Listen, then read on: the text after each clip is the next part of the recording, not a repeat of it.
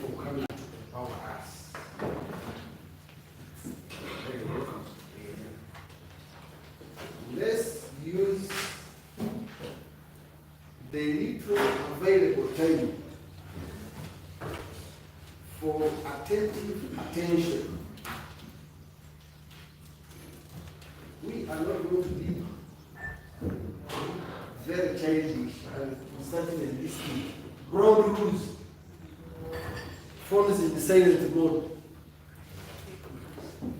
When we started, they used to call it common sense.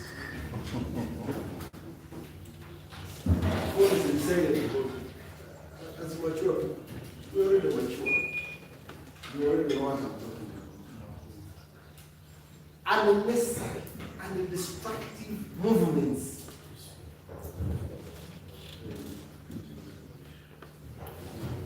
Give enough attention to the facilitator who is going to run through all the slides that she has.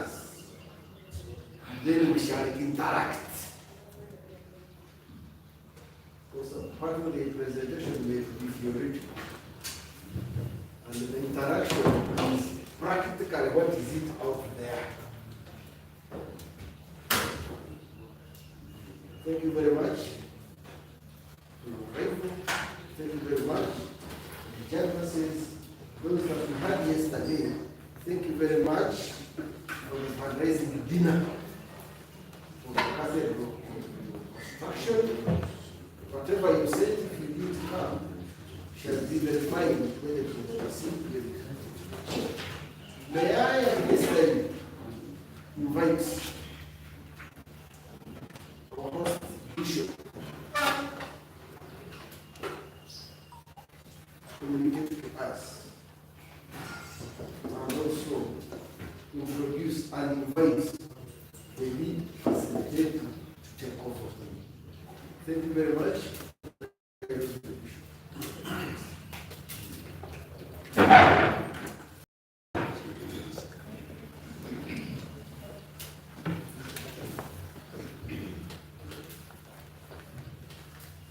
So he is great Bishop Lambert Melongisha, Bishop Robert Mbiwa, Bishop Kalisa Silvalamera, Bishop Yusef Chirabo, Amonti, our dear esteemed facilitator, the trainer, just a few words others, our dear priests who are here in their different positions. But I would rather say, dear brothers, there is no position there. Being a brother to the other.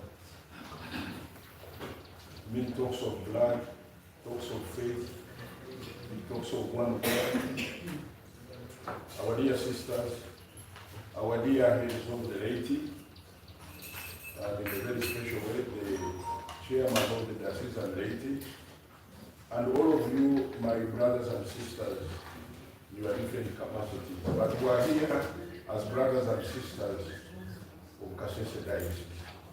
And remember, we represent our parishes, our institutions, and we represent the whole diocese. And this value addition training we are having today, we are having it on behalf of the entire diocese, but also the bishops of Mbarara Ecclesiastical Province being here, we are having it for the whole of our Ecclesiastical Province. I'd like to welcome you and thank you for coming. And I'd like to thank all those who have been behind the curtains, organizing, planning, that we come here at Moya Lodge for this training. Because this is not a common place where we come. But we wanted also our bishops to come out of the common, isn't it? Sometimes when we come so common, we even forget the common. Thank you so much for coming. We are really thank God. Our facilitator is going to go marathon. Because most of us that are here, facilitator, are postgraduate students. So we are not at a certain level, so go marathon. And moreover, she promised that she will give us a handout. I am BBC, born before a computer.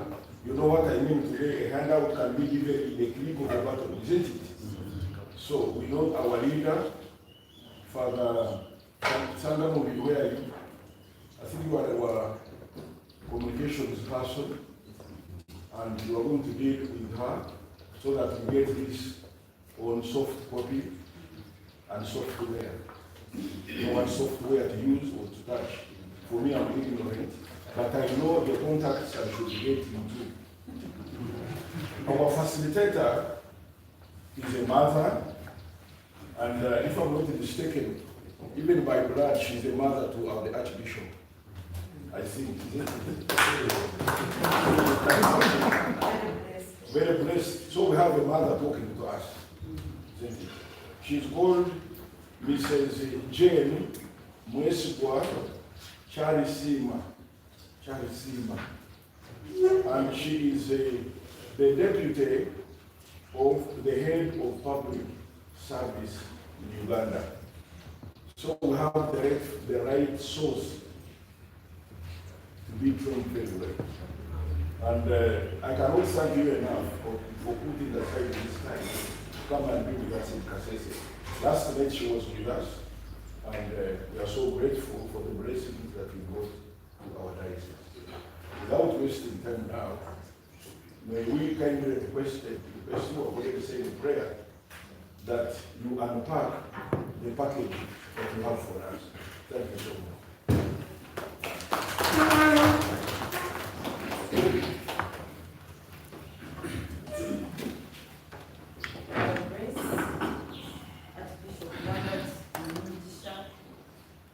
My lords, the bishops,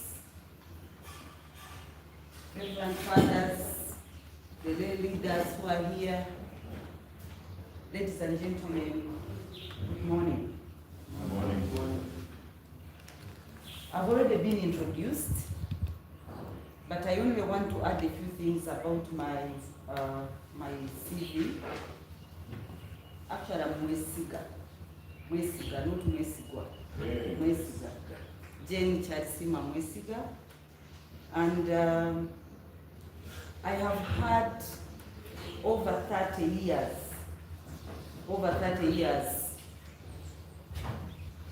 of initiating, developing, implementing, coordinating implementation of human resource management policies, processes, and procedures in the public service. Over 30 years. I think some of you may not even have been born when I started practicing human resource management. And I've done this across the entire public service. I've had a stint in Ministry of Public Service, Ministry of Agriculture, Ministry of Education, Ministry of Local Government. But I've also done work for East African Community. I've also had a job shadowing with Ontario Public Service.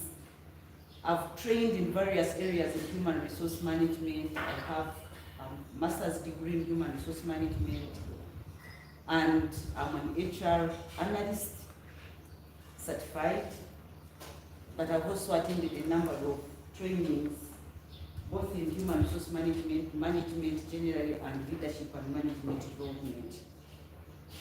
And I've done this work for all this time. I want to say that human resource management is not an easy function or subject, or even practicing it. Because when you are dealing with human beings are very unpredictable. When you are dealing with chemicals, you can mix them and you know what to expect. But human beings are very complex. Very, very complex. If you look at the Maslow's law, the hierarchy of needs, I don't know how many of you have looked at that. The hierarchy of needs. So once the need is satisfied, it's no longer motivator. It's no longer motivator. So you start with the basic needs when you look at the Maslow hierarchy of needs. Basic needs, housing, salary, and all that. The moment you You satisfy that, the employee, what do they want? They want security for the property that and the things they have accumulated. So the basic needs are no longer a motivator. So even when you continuously provide that, they are no longer motivated. You cannot get them engaged and productive. So HR means you now need to look at the next level, which is security. Security of job, security of property. So you need to give them, if you've been giving them 1 year contract, it's no longer motivating, now they want security of job. Maybe you need to extend the contract. So I'm looking at that hierarchy in relationship to human resource management. Once you've satisfied that, now you go to the next level. At that level, they want to belong. They want to belong, teamwork. So you need to start working on team building activities. They want to belong. Then the next level is about self-esteem. These are esteem issues. And the last level is self-actualization. You've seen people, they have everything. Now they reach a level where they want to even personalized numbers on their vehicles. That is self-actualization. So, but even at employer level, employee level, they want advancement. They want to grow in their career at that level. If they cannot grow, if they don't see themselves growing, then you are no longer motivated, but they will leave you.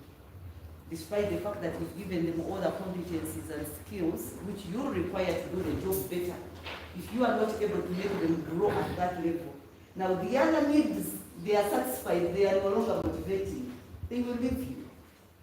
So that's why human resource management is very complex. Now it becomes even more complex in the church context. More complex in the church context, because now you are trying to balance between the spiritual and the organizational elements. Isn't it? Very, very complex. So as I tried to think about it, by the way, I want to thank Bishop Chibira, who they asked me to come and make this presentation, I think 1 year ago. And in management, they say work expands according to time allocated to each. So if you give me a year that will be making a presentation a year later, I will not even think about it. I will think about it even as late as this morning. I was looking at the presentation I'm going to make this morning. But if you give me 1 hour, I will still make that presentation and it will be done. So 1 year ago. So I started thinking about this presentation and I was looking at the context, balancing the spiritual and the organization. So it becomes very, very complex, but then very, very critical. And human resource management has evolved over time. It's evolved over time. I don't want to take you through that process, but they started as administrative roles, very administrative, looking at offices, looking at, logistics. Is there paper? Is there this? So, payment of salaries, looking at motivation issues. It kept on growing, evolving, until currently now you can see I'm calling myself a human capital specialist. But they started as, earlier on they started as clerical officers doing that was clerical. You were like clerks of works. Then later on they became personnel officers. Later on we started calling ourselves human resource now officers. And now we have become human capital specialists. Because we are looking at human resources as a capital. Very critical, because even when you see the other resources, including money, without this human being, they are useless. And the performance capacity of any organization depends on the caliber of its human resource. So that's where now human resource management becomes critical. And that's where now the discussions came in and said, we need these people who manage human resources at the high table, in the boardrooms. So that function, the human resource officers now, they broke the glass ceiling and started being at the high table because they realized that without having properly managing the human resources, you don't get the best out of these human beings. Even when we go into artificial intelligence, still at the heart of this is a human being. So very, very critical. How do you manage them? How do you motivate them? How do you keep them engaged? How do you get the best out of them? How do you unlock their potential? Every human being has potential, but you need to make sure that you tap that potential. So how do we do this? So that's why it makes this subject very complex. Unpredictable people, you don't know what they want, you think you've done the right thing, and now they will tell you they are not even interested. So it's very, very critical. So what are the objectives of our, I did talk about my, let me mention this because you are my counterparts in my new role. When I was invited to make this presentation, I had retired. I retired at a commissioner level, having risen through the ranks of Commissioner Human Resource Management in the public service. I retired in 2023, August, and last year in December, that's when I was appointed to the Deputy Head of Public Service, and I'm responsible for performance and service delivery across the public service. And then when we talk about the public service includes the ministries, departments, agencies, local governments, and other public institutions that include authorities, commissions, councils, boards, universities, the public universities. But also I have a stint on I have to align my work with the NGOs and non-state actors because they provide public services. So you are my stakeholders in this sense as Deputy Head of Public Service, because we need to work together. And my role is going beyond the public investments, because many times government has been concentrating on investments. How much money have we put in this? And then they are ticking a box. We have provided money to build this well, to do a water well. But for me, it goes beyond the water well to the service. So are the communities accessing that water? Are they using the water for the purpose it was intended, other than the investment that has been put in? So I go into the well-being, and that is your role as the church, the wellness of the people. How are they? What has this public investment, what is the value addition of my role to the well-being of the ordinary person? So we need to work together. So what are the objectives? Briefly, those are the objectives, rather the outline of my presentation. It's a long one, but I will cut off some of these slides, and since I'm going to give you the slide deck, you'll be able to read on your own. So we'll talk about we'll have objectives, the preamble, which is context and the theoretical foundation. I thought this was very important, so that you can see how to link human resource management to the theoretical foundation of the work that you do. What is human resource management, the importance of human resource management, the role of human resources in the church specifically, and then roles and responsibilities of the bishop in human resource management, qualities of an exemplary leader, stroke priest or bishop, human resource challenges within the church, because there are specific challenges in human resource management as far as the church is concerned.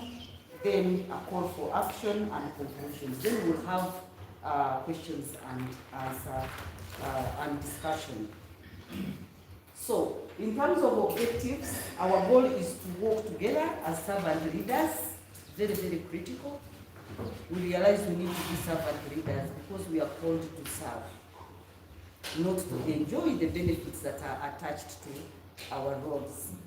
And I have emphasized this very much even when the other week we had a training for permanent secretaries. I did emphasize this, that it's not about the benefits that are attached to our roles, our positions, but it's the service. So we are servant leaders. Our goal is to strengthen our capacity in people management and pastoral leadership. We will explore key human resource concepts the management of entry, stay and exit. Generally, when you talk about human resource management, you are talking about three things. You are talking about how you are managing entry of employees. How do they enter the organization? How do they stay in the organization? How do you make them stay? And when they exit, how do they exit? So it's mainly summarized, human resource management summarized under those three elements: management of entry, management of stay, and management of exit. So we shall together also look at, have a discussion of HR challenges and solutions, and also how to build strong staff. And in Catholic tradition, I have seen it very, very clearly. Work is for the person, not the person for work. Very true, isn't it? Now, in terms of preamble, we start with the mission of the church. I thought I would anchor my presentation on that. The mission of the church is anchored on the mission of Christ, which is in Luke chapter 4, verses 18 to 19. And each time I look at this, I remember the song that we used in the church. Mutima wa mukama. Nuwa kumanya chiche shongoro mutima wa mukama. Nuwa kuma chiche shongoro kati. Nyekwa shongoro je. Mutaba nuwanje nindira atandi chiri. When our mothers died, I became the mother of the entire family. But do you know how great it is? And among those, the two great men that you know, the Archbishop Lambert Binomgasha and Mr. Andianago. But among many others. So I am a mother, so help me, I will join you. Mutima wa mukama. Mutima wa mukama.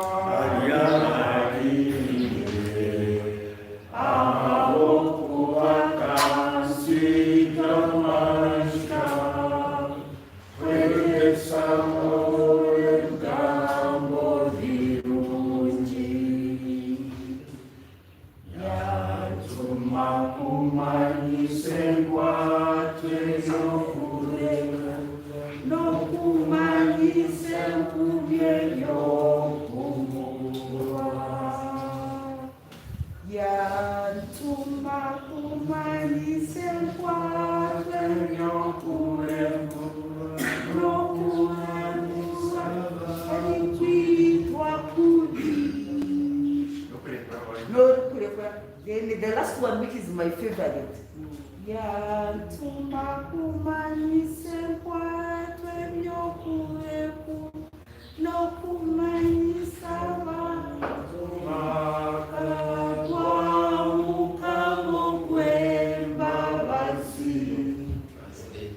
That is the mission of the church, the mission of Christ, isn't it? Yeah? So, Najisho Mahanuya, Nejirangu in English, for those who don't understand,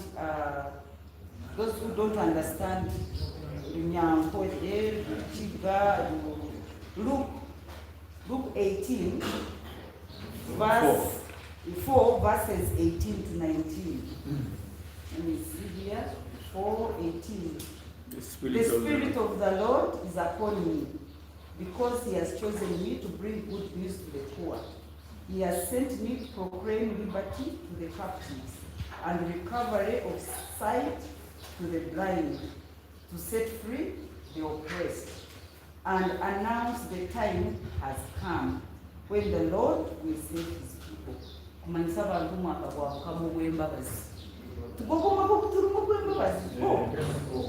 That's hope. Embarrass is Amasko. Yes, so that is the mission of the church. And whatever we are going to talk about when you are talking about human resource management, it should be anchored here. Because we must marry the human resource management with the mission. You must align the people management principles and policy. You must align them to the mission of the church. Otherwise, you lose it. And that's the complication I talked about from the start. That for me, when I'm doing human resource management, I'm only looking at organizational elements. Are people working? Are they okay? Can they deliver? But for you, you're also looking at the spiritual aspect. Making sure that we strike that balance. Now, we will fulfill the mission to attain this vision. The vision which is in 10:10. What does John 10:10 say? I came that they may have life and life to the full. In abundance. Yes. Yes. So that's where it is fulfilled. So we are talking about it. So fulfilling this mission requires manpower. That's the importance of effective human resource management in the church.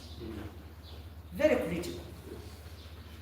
And our manpower includes the clergy and the lay Christians, the people. So still, challenge also is there. You are looking at the clergy and the lay people. How do you strike the balance? How do you manage them? You know?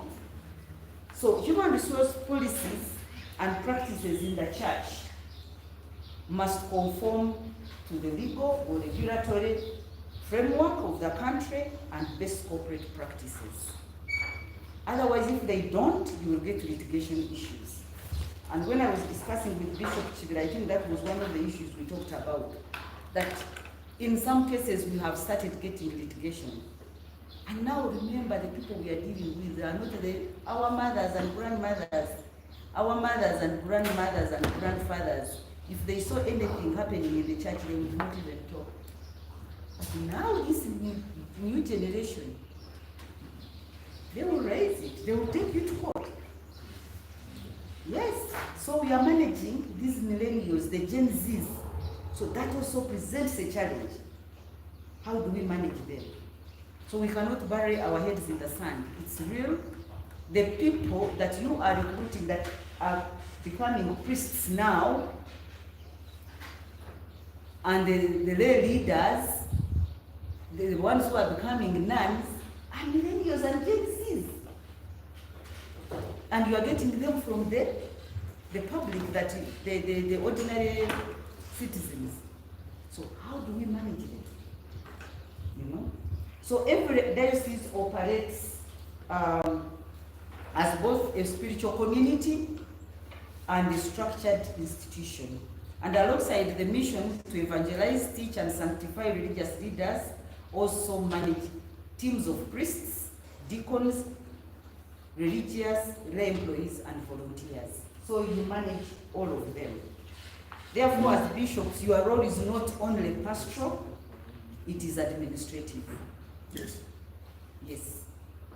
You are stewards of human capital, like myself, and responsible for ensuring that those who work for the church do so in a dignified, just, and mission-aligned environment.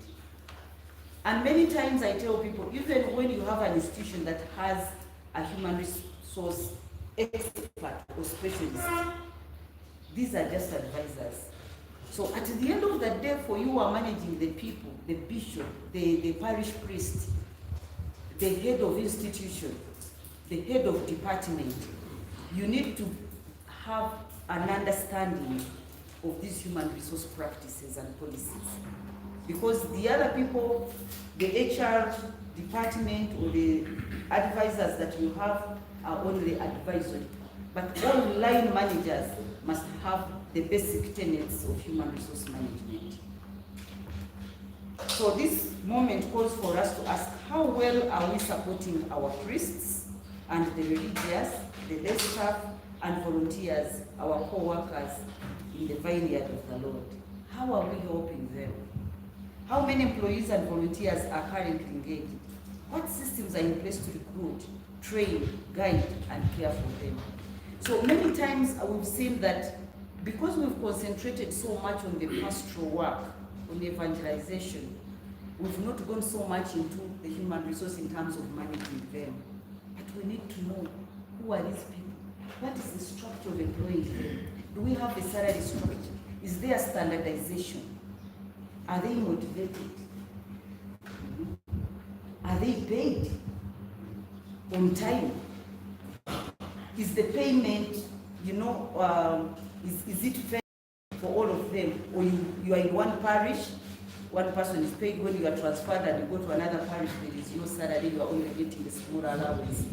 So these are real issues that we need to discuss, and I really would love you to think about this so that at the end of the day we can discuss. I also don't have answers in some of these cases, but I only ask questions and maybe bring out the real issues on the ground, and then we can agree how we make it better going forward.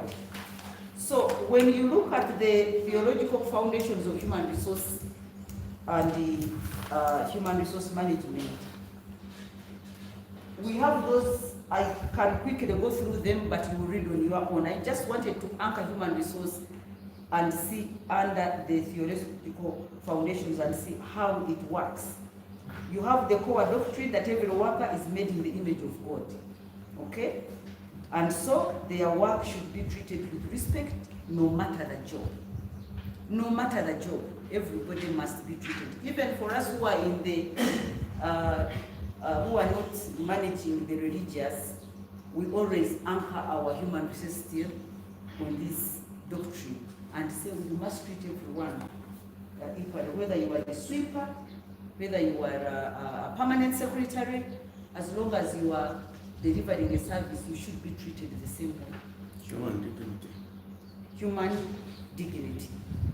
Okay? The servant leadership, I talked about it in Mark 10:45. The Son of Man did not come to be served, but to serve. We are the servant leaders. Managing staff is also about serving them. Good leadership is service, not power. I emphasize this as the start.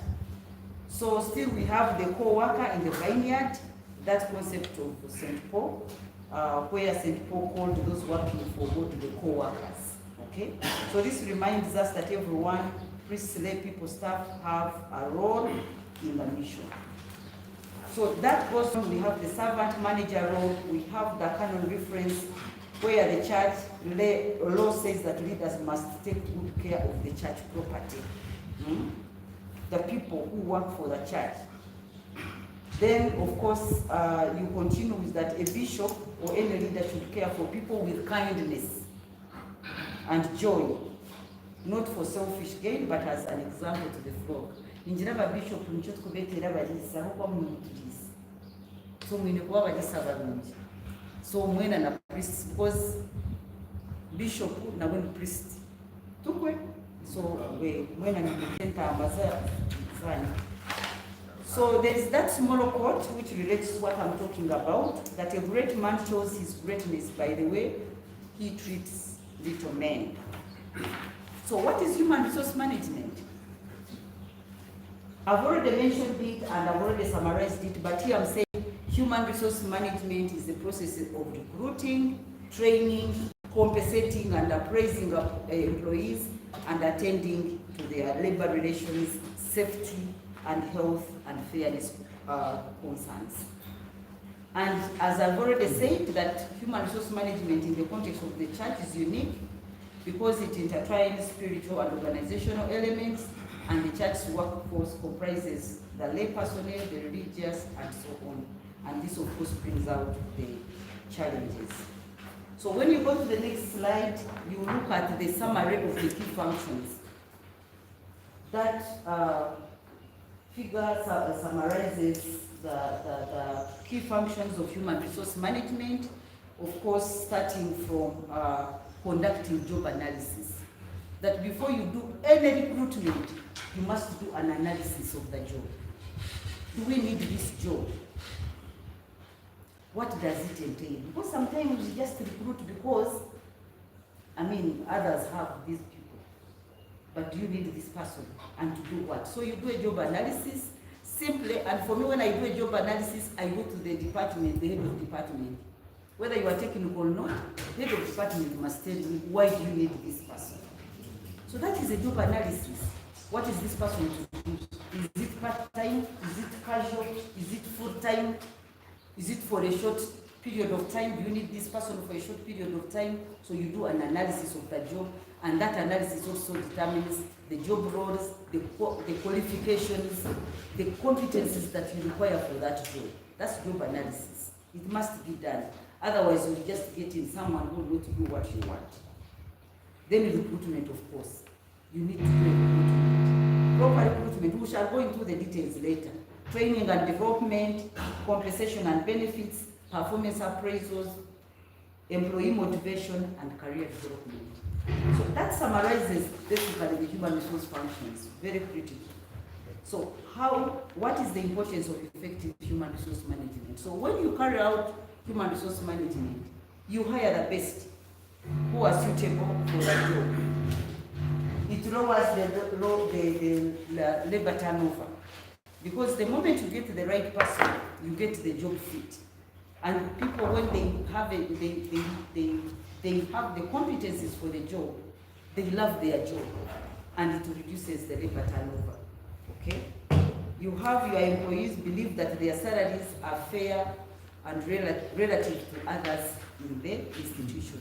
So human resource management helps you to ensure that you have a structure properly graded, and people are able to compare themselves with others, same category, same qualifications, and is that fairness. People do their best when you do proper management. They comply. It helps you, human resource management, to comply with the labor laws, because you need to have the human resource tools, as we shall see. You do not waste time and money on repetitive interviews, because you've done a good job in the recruitment. You don't simply get anyone without knowing their competencies, without doing a job search, without checking without doing a due diligence on their competencies and the past record. So it helps you to avoid repetitive interviews, because you normally get the best. It helps you avoid litigation, as I said earlier on, and those are the major benefits of using human resource management in an organization. So, what are the roles? What are the roles of a bishop, of a priest, a servant leader, a lay leader, head of department? So, this works for all of us. What is our role in terms of human resource management? Number one, the role of a Catholic bishop in human resource management is multifaceted. And this one I've already indicated it. This is an emphasis, both spiritual and administrators. We are both spiritual leaders and administrators. Offer spiritual guidance and ensure ethical conduct and vocational formation. But one of the major roles as leaders at different levels, bishop, priest, head of department, is leadership. And leadership is part of human resource management. You offer that human leadership. So I want to refer you to this book, and I would request that in your time you would get this book. It is the Leadership Challenge by Coase and Posner. These two people, these are my best leadership writers. They did extensive research over a number of years, and they came up with these 5 leadership practices for exemplary leaders in whatever institution. There are 5. And according to them, if you follow these 5, you'll become an exemplary leader. And one of them, the first one, is modeling the way. Modeling the way is the issue that we talk about. I thought I would summarize, but we'll get time and look at them. But this is part of human resource management. First and foremost, leadership.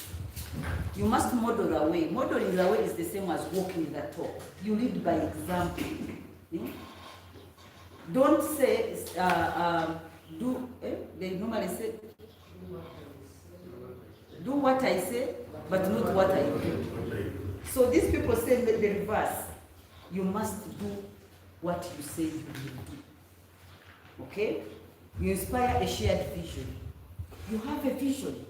If you don't enlist other people into your vision, then it will not be achieved.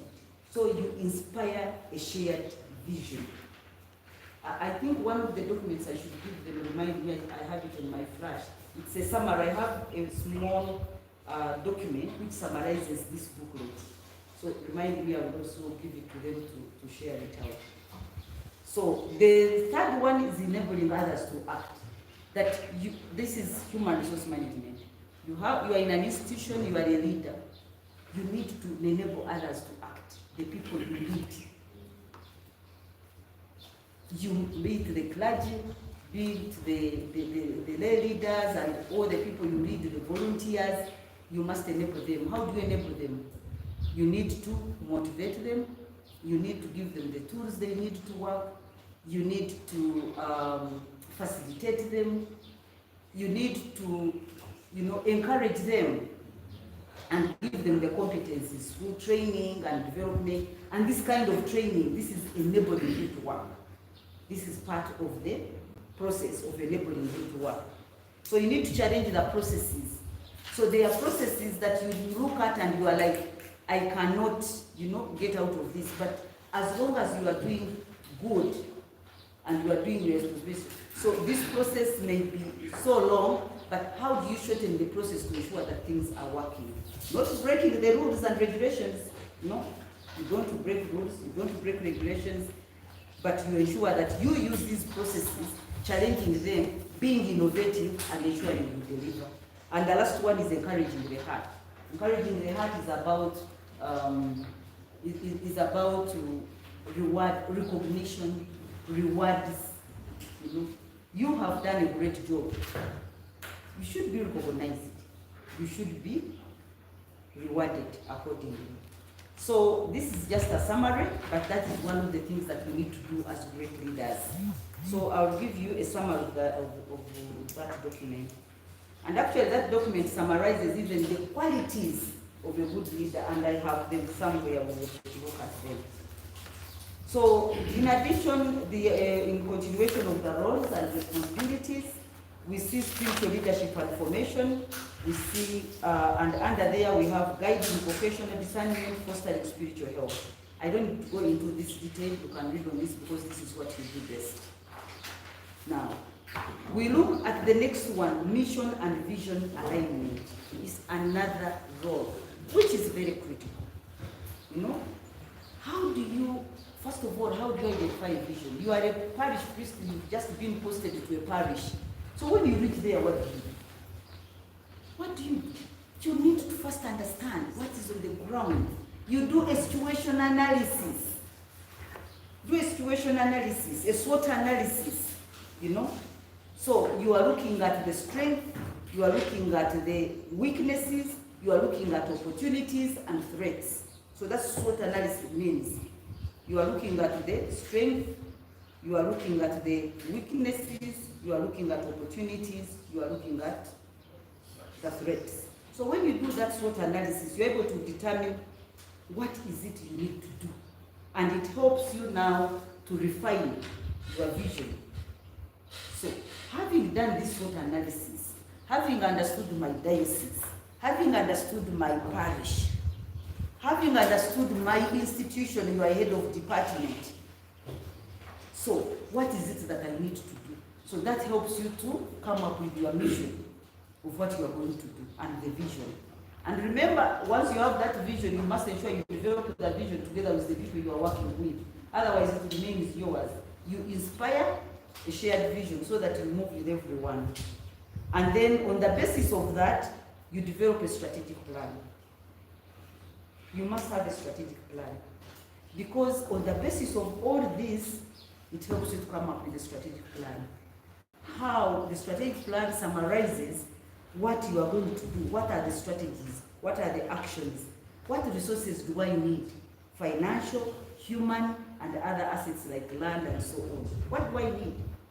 I have seen parish priests go to a parish, you found that they were even generating money to run the parish, but at the end of the day, because you don't have a vision, you have not come up with a strategy, and then within 1 year or two, those things are no longer there. And then they transfer you to another parish which is doing very well, you start enjoying, and then the other one, they say, now this one, the other parish is not working very well. I know the bishop's here, you will excuse me, but I know those are some of the considerations. Because I also do it. I have done it. But it's not fair. So for me, I am in the parish, I've done so well, the boats are thriving, everything is working well, we have a budget, and we are able to meet our budget and have any excess resources, and we even motivate everyone, including the parish priests. And then they transfer, they say it's doing well, but there is another parish which is doing badly. Then they take you there to work on it. You go there, you struggle, and this one was not working well, goes to the lukewarm. Does this happen? It happens, I know. But the question is, for you, because now we are training you, we are telling you, you must have a strategy. But it's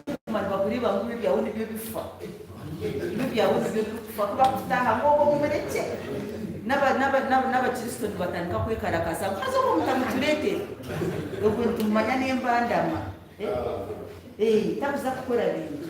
So you must have a strategy, because all of us have the capacity to do better, but we must have a strategy, okay, and have these strategies. We have actions and agree on the resources, how we are going to do that. We must develop an HR strategy now. We've started at a higher level. Before I talked about human resource management policies, you start with the overall vision and mission, and then you come down, and then you develop an HR strategy or policy that is well aligned to the diocesan strategy or parish strategy and strategic plan. Because now you need human resources that will help you to achieve what you want to do, but not the reverse. You don't start with people and then you say, let's develop a strategy. No, you have a strategy, and then the people you recruit must be aligned in terms of the competencies, in terms of numbers, in terms of the qualifications and all that. So you develop an HR policy that is well aligned to the strategy and the strategic plan. Okay? You know, human resource management is so broad that we normally take 3 years studying human resource management. Then again, we are into masters and then PhDs and all this. But you imagine, I'm just going to just touch it. What do you have this?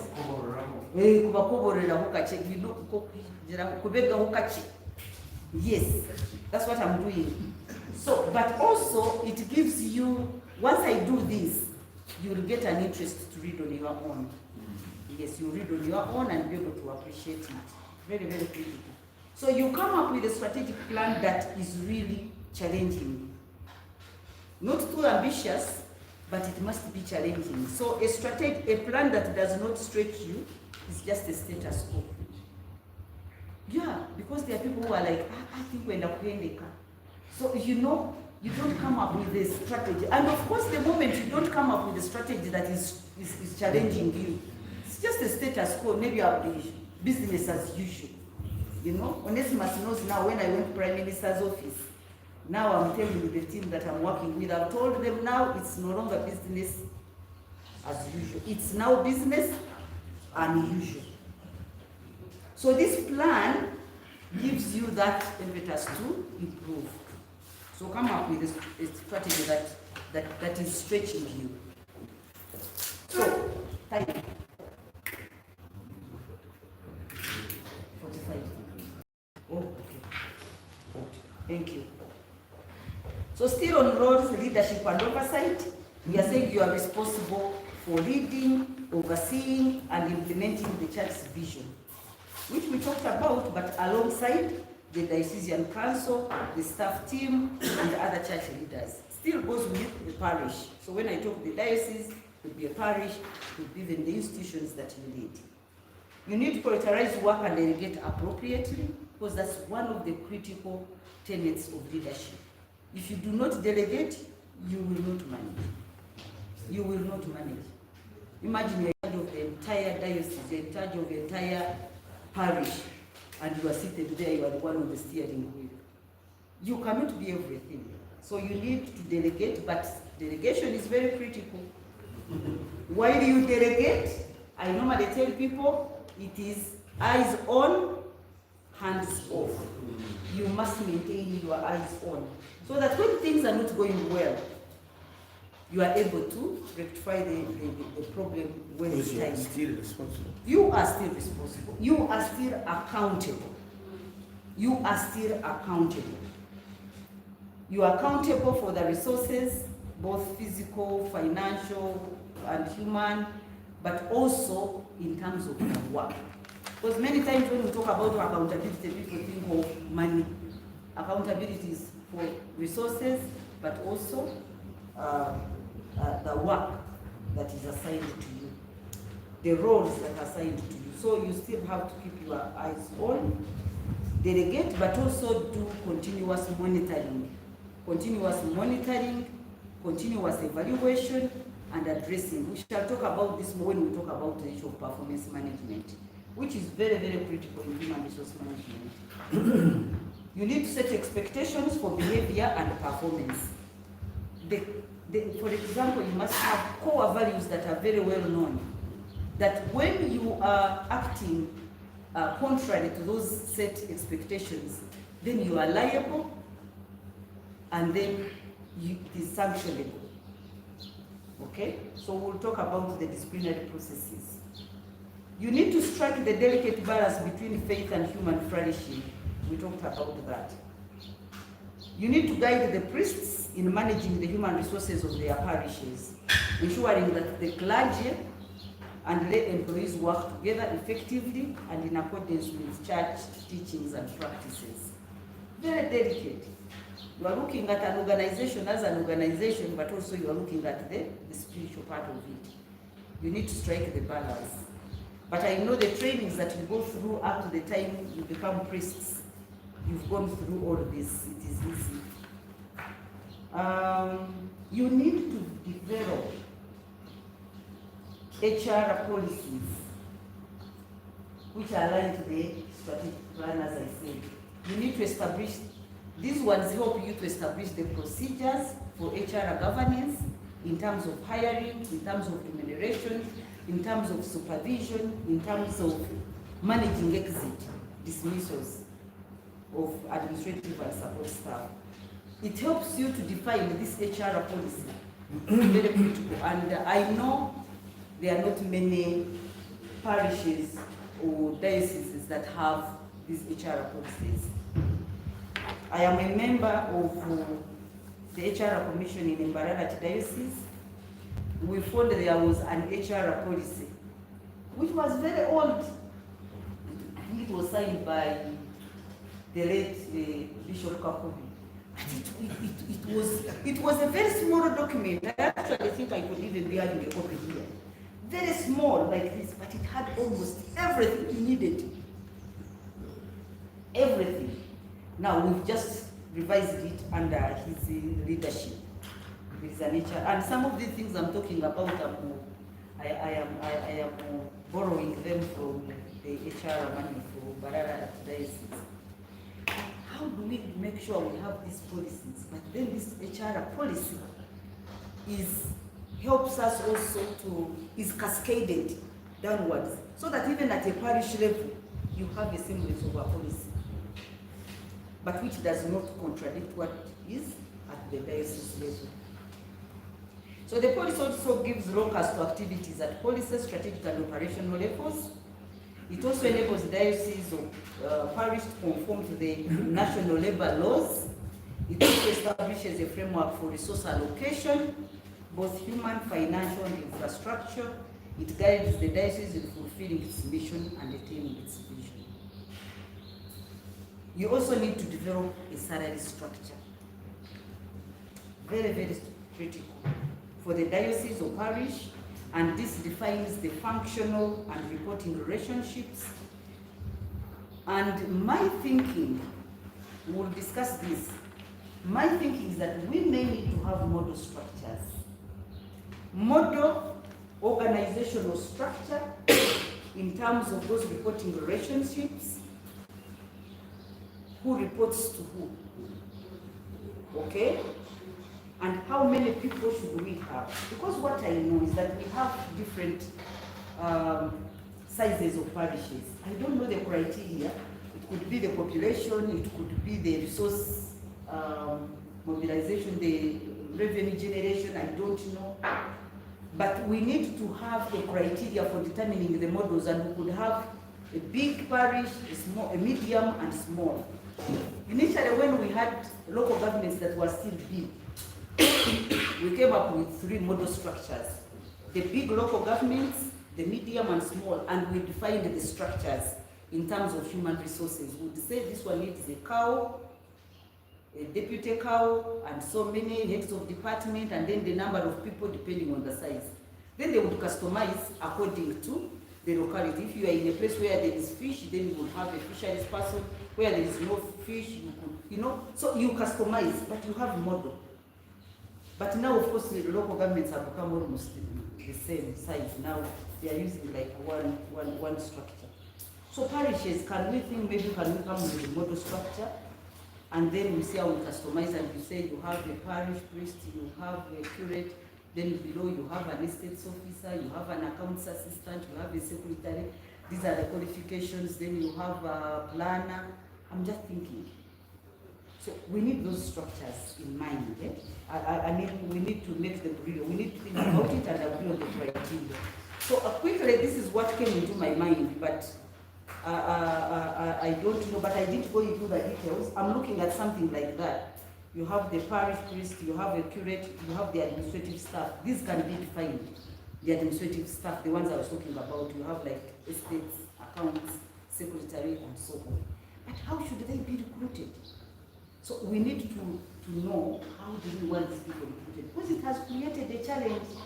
There is a challenge in terms of recruitment. There are people who are just personal holder. A parish priest has a secretary, he's always moving with that secretary wherever. So why? Why should you move with your secretary? The secretary is supposed to be recruited probably by the parish council. And should be a locally recruited staff, in my view. Locally recruited, because you want to reduce on the issue of salary, because you don't have enough money to pay all of them. They should be working in your home. So why do you want to move with your secretaries? For me, they are like handbags. So we need to agree the model structures, how many we should have, and the must-haves. Because you've seen in parishes where the priests are not good managers. They are going to mismanage the resources in the parish. And they are not treating some of the employees very well. So you need someone to guide. So you may need to have someone who manages the farm at different levels. If it's a big farm, maybe a manager, then you can go moving.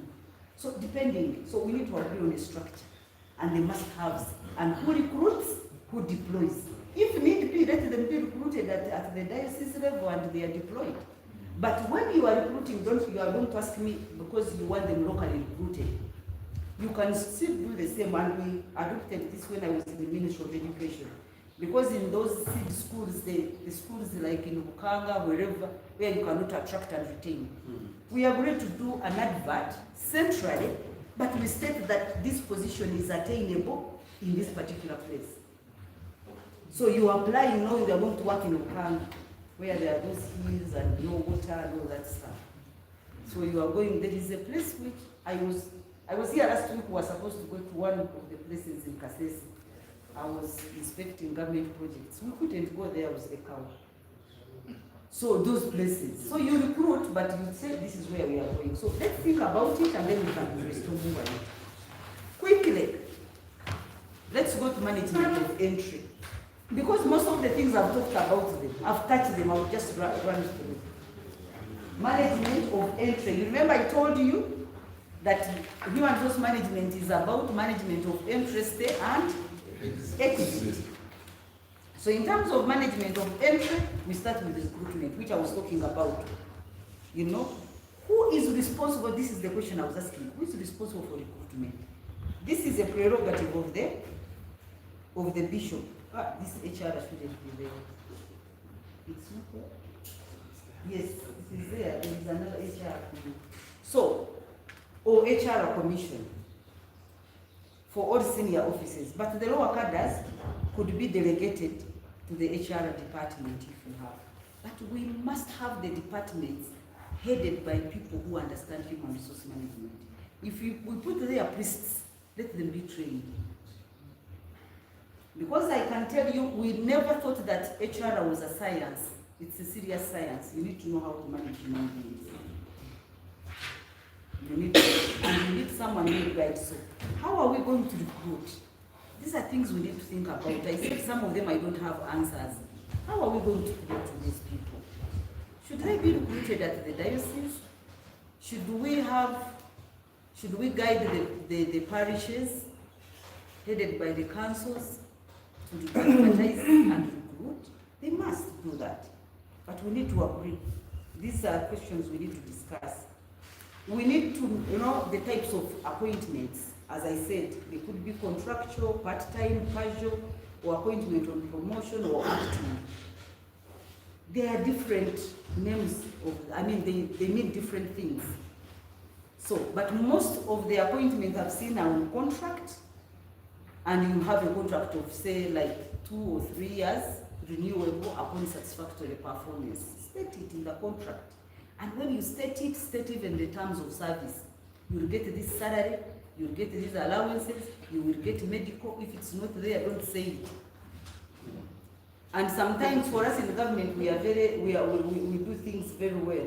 We never state allowances in appointment letters. Because an allowance you are eligible, not entitled. You're entitled to your salary, an allowance. If money is available, we pay. If it's not there, we don't pay. So we don't state it in the appointment letter. Okay? So you could opt to do that. But when you are stating the terms, they must be standardized. So that when I am in this particular institution in the same diocese and we have the same qualifications, there is a thread that is running through. When I am comparing myself with the other, I know that there is fairness, because there has to be fairness. So determine the types of appointment. The casuals are the ones I think who come and slash and go.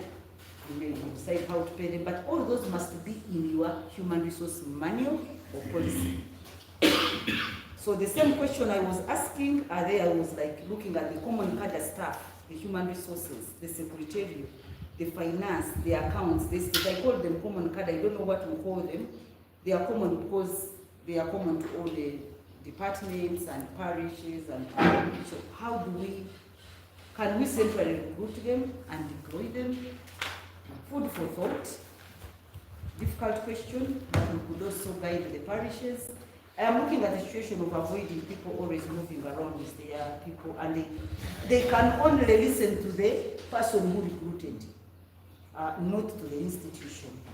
I quickly came up with this grading. Still, I borrowed this from the Human Resource Manual of Mbarara Ecclesiastical.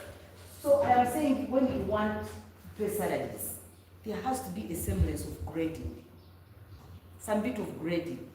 That is Kasese. I use the KP like Kasese Diocese grade 1, Kasese Diocese grade 2, grade 3, grade 4, grade 5. This is just an example. You can just look at it. You have heads of department. That is one. In terms of minimum qualifications, maybe a master's with certified qualifications, certified professional qualifications, because some have degrees, others have professional qualifications, especially in accounts. You find that one doesn't have a degree but has like ACCA and so on. Experience like 6 years. Senior officers, that is KD2. Bachelor's degree or higher diploma, 3 years minimum of experience. Then I went for officer, assistant officers, and support officers. So we need to have a semblance of this. And then this, once agreed on, informs our salary structure. Whether it is little money, let it be known, and let it be standardized, and let it be fair to everyone. So we got to continue with the recruitments. That was just a sample to look at. You need to advertise the jobs in the parish bulletin. We used to call our, is it still called Rukonjes? Different names. They have different According names. to parishes. Yes, we used to have a Rukonjes Kondezo, Rumuri. or Rumuri. Yes, so advertise so that people know the position is there, you know. And then hire competent staff who are fit for purpose, conduct orientation. Many times we make errors because we don't know. Once you've recruited, do an orientation so that people understand what is the expectation on the job, okay? And all that. You define their roles and responsibilities and reporting relationships for all the staff. You must have a document that defines everybody's role. And on the basis of the role, that's where they come up with their performance standards so that they help you to assess their performance. And all these must be defined in the terms of, in the letter of appointment. When you give a letter of appointment, state the terms as I indicated. One other issue that I've seen, we need to define the way when you have recruited, sometimes you deploy. When you get new people, you also deploy or transfer because you want to fit in the new people you've recruited. And I've seen there is a problem of handover and taking over of duties. And this is one of the major challenges. How do you ensure that when someone is being replaced has actually handed over? And where you are going also, you get a report. So that is very critical in human resource management. So the roles continue, that slide is, that one you know well. I will not go into it, you can read on your own. Then we go to the court, which I thought is very, very critical. And it relates to what I said in the previous slide of ensuring a correct fit. You can go back slightly. So whether it is a priest being assigned to a parish or a lay employee hired for administrative roles, the bishop's role is to ensure that individuals are properly matched to the positions that fit their gifts, their talents, and spiritual callings. So, and this is where I bring up the quote. The rest you will read, we don't have much time. That you believe in something, you stand up for it, you try to pull a team together, you pull together a team of people who can be inspired by that same vision and then help encourage people to add value by putting their unique talents to the task. And you treat everybody with respect no matter what role they are playing. Rick Hansen, one of the great writers. I read a lot of his books. So basically that is management of entry, recruitment. It's about recruitment. I summarized it that way because of the time. So if I said everything else, you would not have, you would not call me again to take you through some of the things I would not have talked about. So I'm creating a job for myself. when you realize that you still need me, you call me back. So management of stay. So management of stay is now about compensation. We are now talking about compensation. The issue of wage, salary, and allowances administration. I have seen that we have a challenge there. So we need to establish the salary scales, as I said. We need to carry out statutory deductions. These are critical. If you don't do the deductions, URA will come. They will come. And by the time they come, you will have accumulated a lot. They will start even selling your property. You know, these things, pay as you earn, NSSF, LST, have a lot that they do. So then the allowances, what are those allowances? Is it medical? What is it that they have to pay? And you know, when we were working on this with the Mbarara Diocese, we were looking at the capacity to pay. And we said, if you don't have the capacity to pay, let's only indicate what we are able to pay, but still we state it, and it is fair across. But then when you do this work very well and you have defined your structure, you can make the structure so thin. You may find you have so many people who are doing nothing. Yes. So you need to do a job or a workload analysis to determine the numbers of people that you need. So there are people who come and sit and wait to do one role when you ask them. So if it is not, they are not needed, why make them permanent? You can as well have casuals, you can have part-time, do the work and go. But employ very few people who are highly competent, pay them very well, and they'll do your job very well. So you can do an analysis and reduce some of the people that may not necessarily be there, but they must be paid according to the agreed pay levels.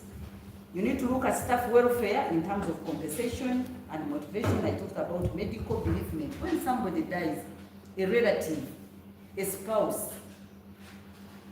a priest, whoever, how do you treat them in terms of bereavement? When they lose their relatives, when they are sick, what is the policy? Define the policy and stick to it and let it be uniformly applied across. Issue of injury at work is very critical. There is a law that is applicable across, and it is not only for the public but also for the non-state institutions, that when an employee is injured at the workplace, they are compensated. So you need to look at that law. I don't know whether you have a copy of that law, the Compensation Act. But if you go on the Google, you can get that act. They are supposed to be paid. But you avoid this by ensuring that they are protected, you ensure their safety. So you employ people who work like in those factories, in the print area, wherever, they must know what are the safety measures. You give them the safety, what do they call them? The safety gears and so on. But also train them on how to use them. Staff recognition, rewards and sanctions must also be applied. Then of course the other area of compensation is about their leave, annual leave or sick leave, compassionate leave, when they lose their people, maternity leave. All these must be defined so that you don't only apply them when necessary. The next one I want to talk about is training and development, still under management of state. How do you train? How do you develop both the lay and the clergy? In terms of leadership development, how do you develop them? You need to ensure that you focus on developing for that future. Training is for now, development is for the future. That's the difference. You say training and development. For the future, you are saying, I am seeing potential in this priest, I'm seeing potential in this head of department, and I want this person in the future to carry out this role. So when you are developing them, you are developing them for that particular role to ensure they are able to do it well. So leadership development. In terms of performance management, succession planning, I didn't talk about it. We must do well in this area. I remember when I was in education, I kept realizing that we had a challenge in terms of succession planning when I was looking at Mbarara Archdiocese, but other, actually not only Mbarara Archdiocese. I recall I was talking to the provincial, how do they call this, the head of the Brothers of Christian Instruction. Superior General. And I told him that time they were having challenges of the schools, like the SMAC and the Chitofu, the school in the Hoima, Mokuni. And I was like, we checked actually, we found they didn't have people, they were not developing the people. So I helped them, I said, quickly, let's get people at a lower level to join government. Because they don't allow those who are not in government to head those schools. So we tried, that is part of succession planning. Look at the people you have, look at the institutions you have. How are you preparing people to take on responsibilities? You know? So you need to look at that, both lay and the clergy. So performance management, issue of appraisal, post-appraisal action, reward and recognition, we need to manage it. Because we've said you assign roles, you have responsibilities. You agree on an annual basis, you must agree and say, this person, what are you going to do? You need to agree what you are going to do. With your supervisor, this is what I'm going to do. And then you continuously monitor, you do an evaluation, and assess at the end of the year. I think we use liturgical year, isn't it? Not, we don't follow a financial year, we follow a calendar. No, I think it starts in September, November. What is the year we follow? An ordinary year, January to? Yes. January to December. Yes. But in Kampala, I think we are doing our work plan differently. The church calendar. The church, we are using the church calendar. Because I head Caritas in my sub-parish.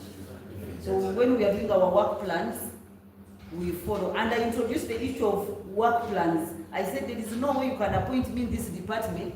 I don't have a work plan. How will you assess? How will you know that I've succeeded or not? So you must have a work plan. And then we assess ourselves. And on a quarterly basis, we assess. So we were starting from November. So if you follow a calendar year, January, agree what you are going to do the entire year. Continuously assess, do quarterly assessments, so that you are able to address the gaps immediately they happen. Because you are not looking for faults, you are looking for enhancement, and then do the annual ones.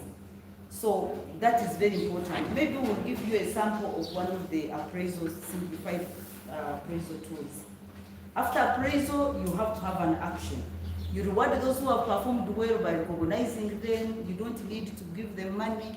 They can be non-financial rewards. You can put their pictures on somewhere to show someone has done well.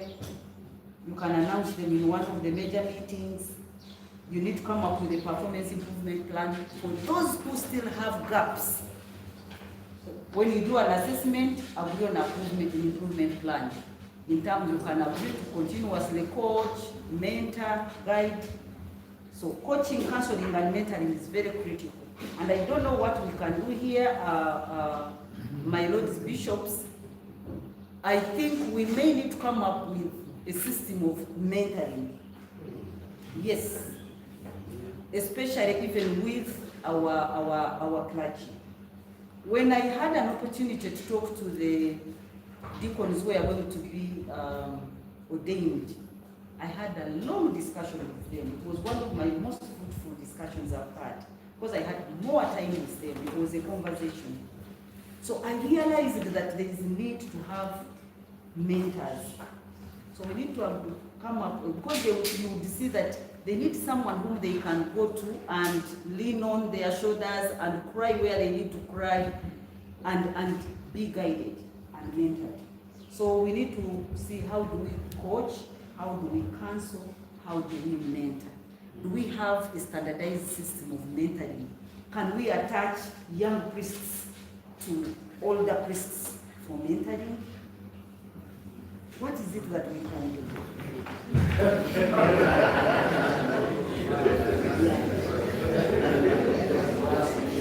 And it will be part of their performance management. And I intend to do this in the public sector, because I'm in charge of performance. I've realized, especially with the young generation, their performance kind of, understanding is different from ours. For me, I would drive myself, but the younger generation, they want to be driven. So we are saying we need to do it differently. So we are saying maybe when we get new officers in the public sector, we should attach them, not to everyone, because there are some who actually also need mentoring, despite the fact that they have been there for so we may need to come up with a system. Discipline and disciplinary procedures. To me, as an HR expert, this has been one of the most functions in human resource management. I have found it very challenging, personally, and I know you will find it also challenging. Because one, it is not desirable, but two, it's not easy. Because sometimes you make errors, and at the end of the day, you end up getting litigation and all that stuff. So you need to do it so well. So we need to have a policy in terms of discipline and procedure. We need to abide by the national legal and regulatory framework in terms of the labor laws. I don't know how many of you who deal with humans have looked at the Employment Act. Get an Employment Act. The Employment Act is cross-cutting. For me, I use both, because I'm looking at the Uganda Public Service Standing Orders. That is a big document that talks about the entire human resource management issues. But also we look at the Employment Act, because that one is for everyone. So it provides, standard regulations. So it's very easy. I don't need to give you these documents. You need to know, take note that they are there. You just go onto Google and you get the Employment Act. It's very, very important that you know what is there. We need to have our own corporate cultures and values, and we hold people against them, so that even when we are going to discipline, we are disciplining you for behaving in a contrary manner to what is stated. But someone will tell you, I don't know, where is it stated? So even when you are employing them, the appointment letter should say that your appointment is subject to the following tools. You mention them, including the human resource policy and so on, which includes also these values. And misconduct we can categorize misconduct to include the minor, the grave, and then the felony. And these ones help you to determine the kind of sanction to give to the person who has behaved in an unbecoming manner. I told you this is very difficult, but we must deal with it. Okay? But also we must provide for an appeal mechanism, that even when I am being sanctioned, I can appeal. Because if you do not provide for this, then somebody will sue you. So there has to be that.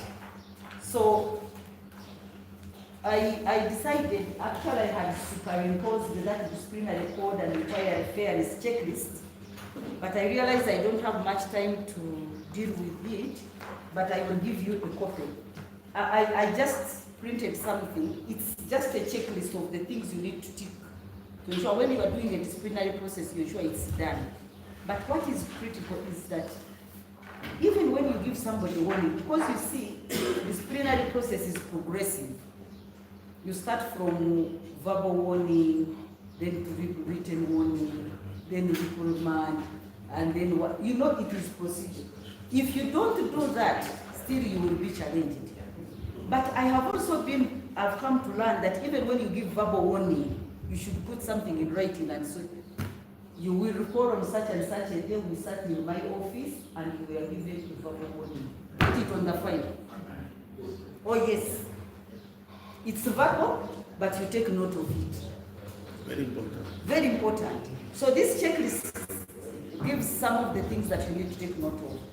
Documentation is critical in disciplinary process, but also even when you want to dismiss someone, even when you want to discipline, whatever process, whether it's termination or dismissal or whatever, you must call these people and appear to ensure that they are heard, they are listened to.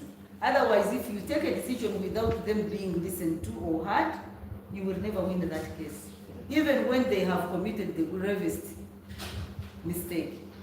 So there has to be a statement that they were heard, they were given fair justice, they were listened to. So I will also give you, it has a bit, I made a summary of the kind of misconduct, what it means, and what it entails in terms of neglecting and disregard or without sufficient reason, or someone fails to comply with an official assignment, incapacitates himself or herself, or in terms of performance. I've tried to explain what this means, misconduct, so that you understand. Then I try to put the categories of misconduct, and I also put a table which shows a kind of offense and a kind of penalty. So we will give you this document. You look at it, it's long. I told you this should be like 4 years training. Then, it's already one. So the discipline continues, and I'm going to end it there. You will read on your own. In terms of exit, there are many types of reasons for exit or separation. You can call it separation. It could be retirement, it could be resignation, it could be termination, it could be summary dismissal, it could be leaving the service on health grounds, it could be abscondment, it could be redundancy, it could be death. And each one of these has a different reason. But I believe you understand this. Okay? So it could be any of these. So we could spend an entire day discussing one of them. But that's what it is. That's how you live the service. But how do you manage this? You must ensure that continuously you conduct some bit of retirement trainings. It's part of separation, because people will retire, but as they retire, have you prepared them? Because I've seen in the church there is a tendency of people overstaying, especially those who are the lay. You find they work beyond even 70, and I realize one of the reasons is that they are not prepared for retirement.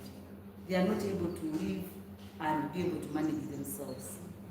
So we need to agree, how long do you employ people, at what point do they retire, and when they retire, are they ready? So you need to keep preparing them to know they will go, and when they go, this is how they should manage themselves. We need also to conduct exit interviews. When people leave for whatever reason, minus death, we should have an interview with them to know why are they leaving. Because when they are telling you stories, you get to know how to improve in terms of management. Because many times we are told people don't leave their job, they leave their supervisors. So pay retirement benefits, we need to determine the benefits when you leave. Let us determine when somebody is leaving, retiring, what are their benefits, how should they be paid. Those are quick qualities that I came up with, and I borrowed some of them from the book I talked about by Kuz and Kosina, the Leadership Challenge. So you read them, I will give you a summary of that document. Some of them are there. What are those qualities? And you cannot have what we are talking about unless you have these qualities. These are qualities of exemplary leaders and priests: personal relationship with God, need for scripture, love for the church, interest in serving people, ability to work with others, respect for other people, ability to do the right, not necessarily the popular, ability to manage diversity, good social skills, capacity and desire to learn. We need to learn and keep learning and unlearning. We must unlearn the bad habits and relearn and learn the good ones. Healthy self-image, ability to spend time alone, generosity and kindness, good listener, and so on.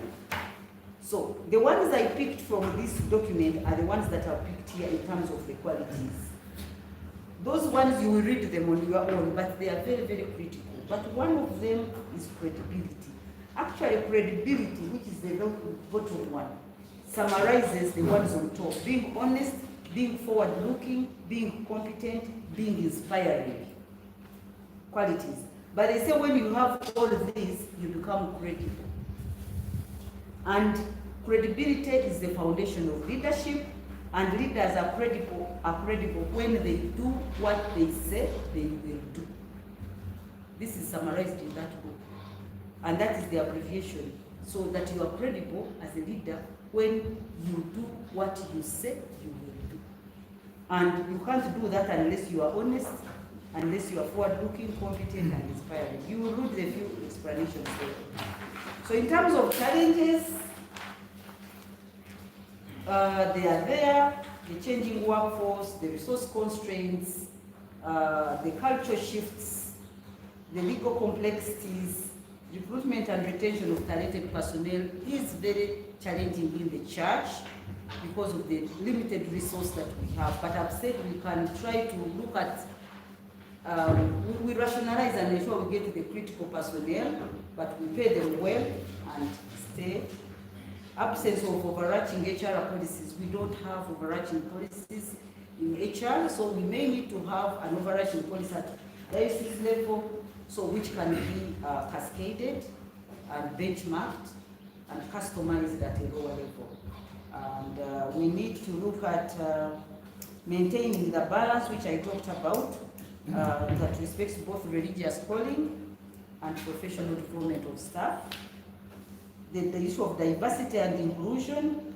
So we need to look at addressing the diverse backgrounds and needs of the church staff, and then managing and relating with millennials and Gen Zs. I talked about it when I started in my opening statement.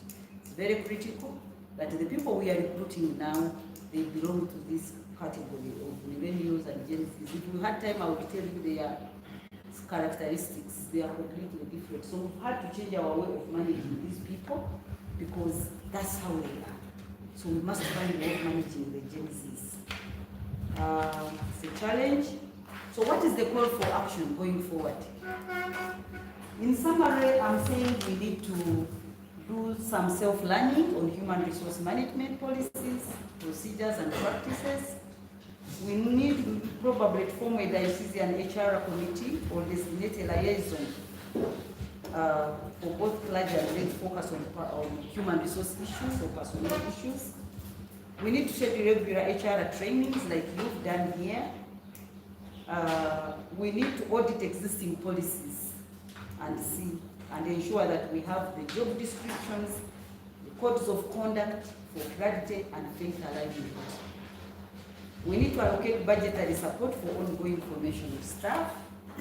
We need to develop JDs, I've talked about those, and selection criteria and stress both skills and Catholic identity. That stress both skills and Catholic identity, it's very, very, very critical. And I have not gone into this detail, but I believe you understand. Provide thorough orientation for new staff, I talked about it. We need to offer ongoing professional and spiritual formation, workshops, retreats. We need, including financial management for parish administration. It's very, very critical. We've seen cases where even funds have been generated and mismanaged even at parish level. And the lay faithfuls will just say, we know what is happening, we are not going to give money because it is mismanaged. We've seen this happening. So can we define who manages, for example, the funds of the church in a parish? Should it be the parish priest? We've seen cases where the parish priest leaves the parish and locks sugar, what, and the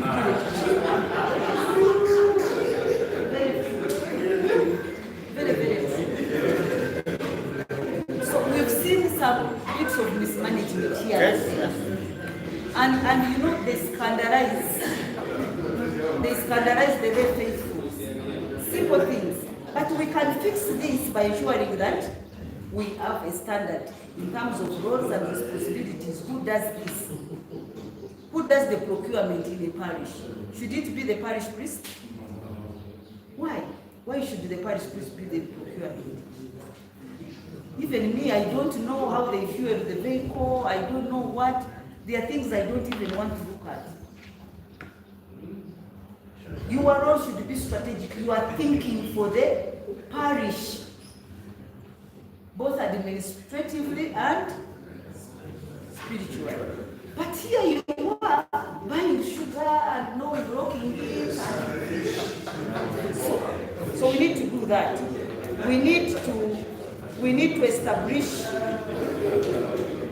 We need to implement regular appraisals. We need to implement regular appraisals of the clergy and lay staff with the constructive feedback. The performance management system must have a constructive feedback, that when you do an assessment, you sit with your supervisor and you are told where you are not doing so well, where you are doing well. But I think sometimes this is not happening. We need to do that. Yes. And when you are going to be sanctioned, it should be known and that you are being sanctioned because of 1, 2, 3, 4. And we should not wait until it has gone beyond and the lay faithfuls are complaining. You've erred, you are working against the code of conduct and ethics, and this is what it means. So regular appraisals. We need to strive for fair wages and benefits and provide support for health, training, planning, and the sabbaticals. We need to do this.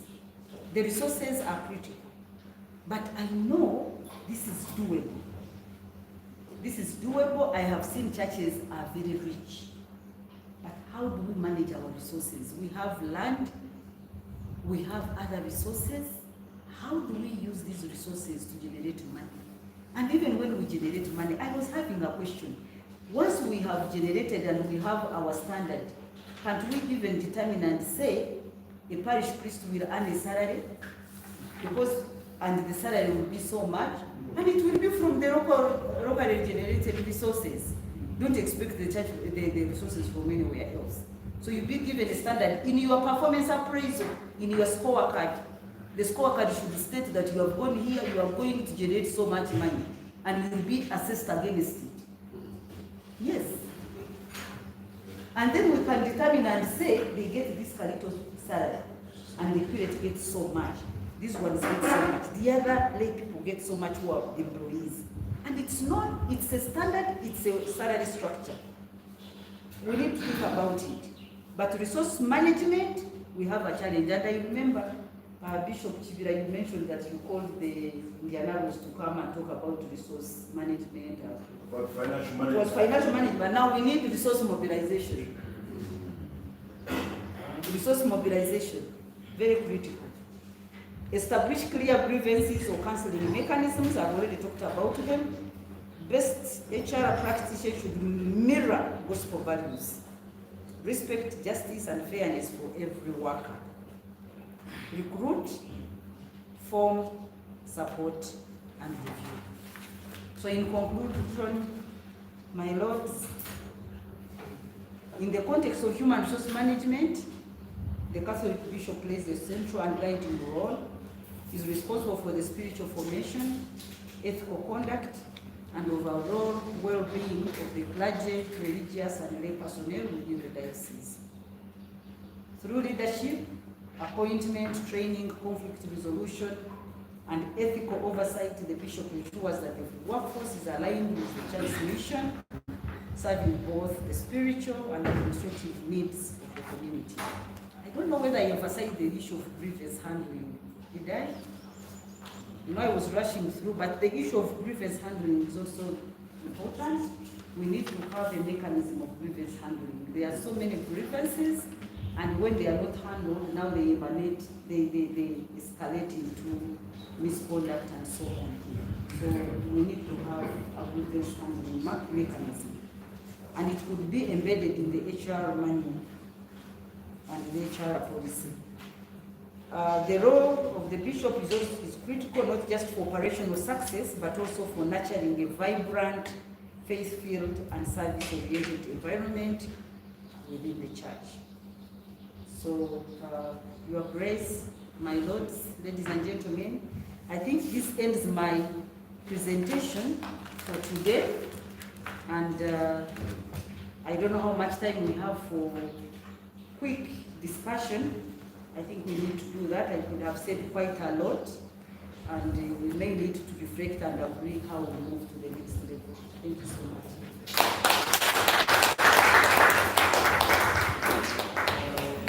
Thank you, Madam. With due respect, yes, I request that you don't start.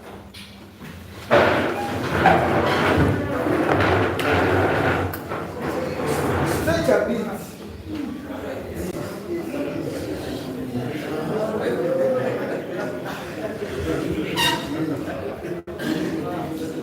Now, Thank you. we are going to thank our facilitator. We are going to thank Madam Facilitator, the BPDF way.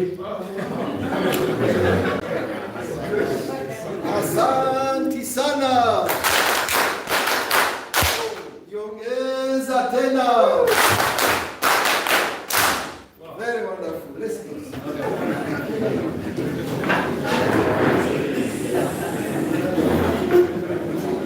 Yes.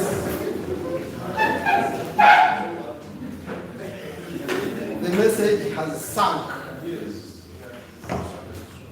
The good thing with the learning in education, it starts from the day of conception to the day of death. Yes. We are still learning. We are adding on the time frame of all those years you spent in the training, especially our clients. We are still adding on. When you were ordained, you thought that was all.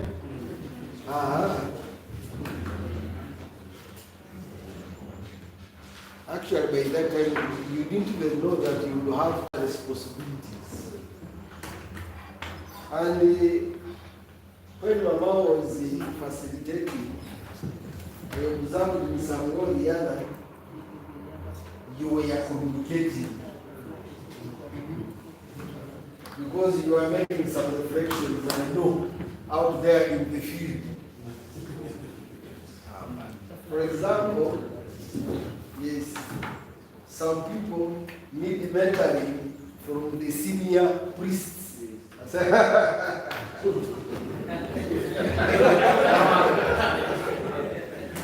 was after when she said, you may even find that the senior priests also need mentoring. Yes. And now you are a senior priest because you are a parish priest. When you were the curate, they used to block the sheep. Now you are the parish priest, you are also looking guilty. I know if you check properly, the curate has come with the keys. And they come on. Okay. And very few years from there, you will be transiting to these seats. And when they say Bishop's wives, today you can talk because you are not there. When they say Archbishop, you are saying, this the other thing. I'm talking about that. It was very wonderful. And I wished that this gathering was the whole of the province gathering. And whoever would be laughing would be knowing, hey, we are all laughing. So it is cutting across the whole province. But when people are laughing, you say, hey, you mean that was in the sense? Okay. We are going to proceed like this. It's almost the 1:30 now. If you have any question, we are moving to discussions. Something that was not clear, you raise. Supplements, not now. Supplements will come later on. And even if Reverend Father Baptist asks about certain things, don't think that is what is in Mbarara. No. There should be questions out of field experience. Is in Mbarara? He was at the seminary, he was in the Chavikere. This would be knowledge, field findings, out of all the places he had worked. Can we proceed now? This time I think we have an opportunity to say, I'm Reverend Father Jody Chavikere. This is your opportunity now. Is that okay? Yes. I have liked the way you have concentrated. Speaking of the material, you are very concentrated. You settled it down. Okay. Who wants to start? Yes, Reverend. I'm Reverend Father John Baptist from Mbarara Parish. Sorry, Father. I think we shall have 3 people as the lead facilitator is taking note. Then Shika, then another set. Thank you very much. I have a question. Is silence a good HR practice? One time I had one of the senior priests in this diocese, may soul rest in peace. I was complaining. I said it is bad to be a leader. And he said it is worse to be there. I even got more confused. In one of the parishes south of the Sahara, there is another priest who told me he had made a program for the priests in the parish, and it was to be today in the morning. One of them said, I have a program. I'm going to Mbarara in town to do what he did not explain. And this man decided to keep quiet. The supervisor The supervisor, kept he quiet. kept quiet. Because he couldn't imagine somebody who knows the program, that the program is today, and he says this morning that I'm going to Mbarara for my own program. And then sometimes it happens, maybe our bishops will help, and Israel will help us, because I am the parish priest, and I'm given an assistant parish priest. Sometimes maybe the terms of reference may not be clear, and then you are always challenged while dealing with your brother priest. But now, to keep a team spirit, to be at par with your brother priest, there are certain things where you will keep silent. You say, let me swallow. For the sake of the goodness of the parish, or not even embarrass ourselves when we are in the parish. Embarrass ourselves and not be very faithful.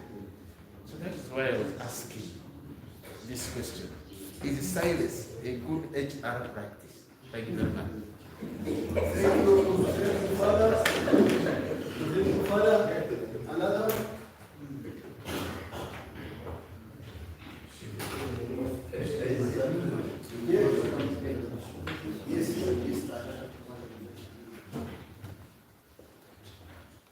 Thank you, Mr. Facilitator. I have just two questions. From my experience as bishop, I have found that there is a tendency to fear appraisal by different officers, and also the parish priests. They don't want to be appraised. They feel that things will just stay as they are and not to be checked on this and that. Then the other is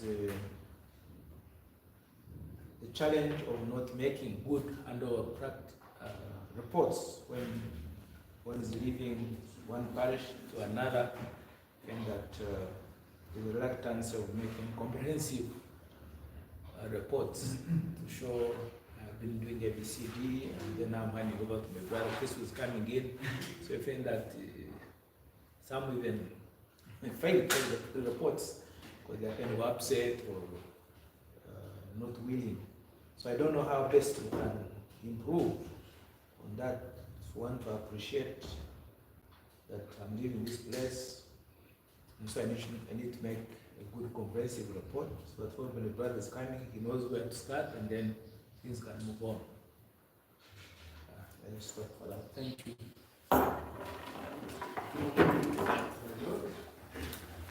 Question? Okay. Thank you, presenter, my grace, my Lord. Presenter, I have Here is your name. Mwindo Alfred, Chairperson Kakone Parish. My issue is about some of the challenges of the role of the council and the parish priests. The associations where there is the provision of role, and sometimes it becomes a challenge. Yeah, and I will feel, how do you address such a challenge for harmony in the church? I submit. Thank you. Is that person, Mama facilitator, the advocate first respond? Let me just quickly respond to this, and then you can get another set. Allow me to respond while I'm seated. The first one was the issue of silence. That is silence and HR. Is it allowed? Well, it depends. Because like the examples you've given, you should not keep quiet. The examples you've given, you talked about, you said actually that one of the priests said that it is worse to be led. But all of us are led, incidentally. So when I talk about leadership, I'm not talking about the archbishop, I'm not talking about the bishop, I'm not talking about the deputy head of public service. All of us in one way or another, we are accountable to someone above. But we are also responsible for others. So while you are leading, you are also being led. So that should be very clear. But in terms of leadership, I said leadership is about service. But also as a leader, let's talk about it in form of, I think you are bringing it up in terms of even appraisal, in terms of managing someone, in terms of being a supervisor. So if someone comes on a program which is official, and then you come and tell me, by the way, I'm going here and there, that is a disciplinary matter, so I cannot keep quiet about it. And you know, many times things have gone unattended to, and they result into misconduct and the non-performance. To them the way they deserve. Because if it's a misconduct, it's a misconduct. You are supposed to be here, you are telling me you are going to do your personal things, I will say no. So I will not keep quiet. So we need to differentiate between indiscipline and some. You imagine someone just coming to say, you must have planned. We have a plan. So that one, you don't keep quiet about it. And in my view, silence is not one of the. You can only be silent if you want to keep peace, but at the same time, you must also attend to it. Maybe if you are angered and you say, let me keep quiet for now and I first calm down. So whether it is your supervisor or not, and it is something that is impacting on the harmony of the institution, you still have to address it. You can even go to your supervisor and say, look here, we need to discuss this. Even when I'm accurate and I am being mismanaged, I will still have to open up and we sit on a drawing board and say, look here, something is not right. So you cannot keep quiet, but you must find a way of addressing it. The issue which Bishop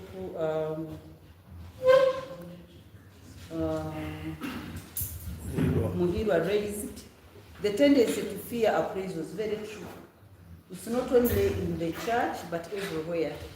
Until we tried to make it simpler and we said, look here, we are not using appraisals to look for faults. We are using appraisals to improve performance. But despite that, it is still something that needs to be demystified. But you can only demystify it if you start by sitting before the appraisal process to agree on what is supposed to be done. What are the targets? You agree on the targets, you agree on the performance indicators. Because the service that we do, sometimes it is very difficult to determine whether you have succeeded or not.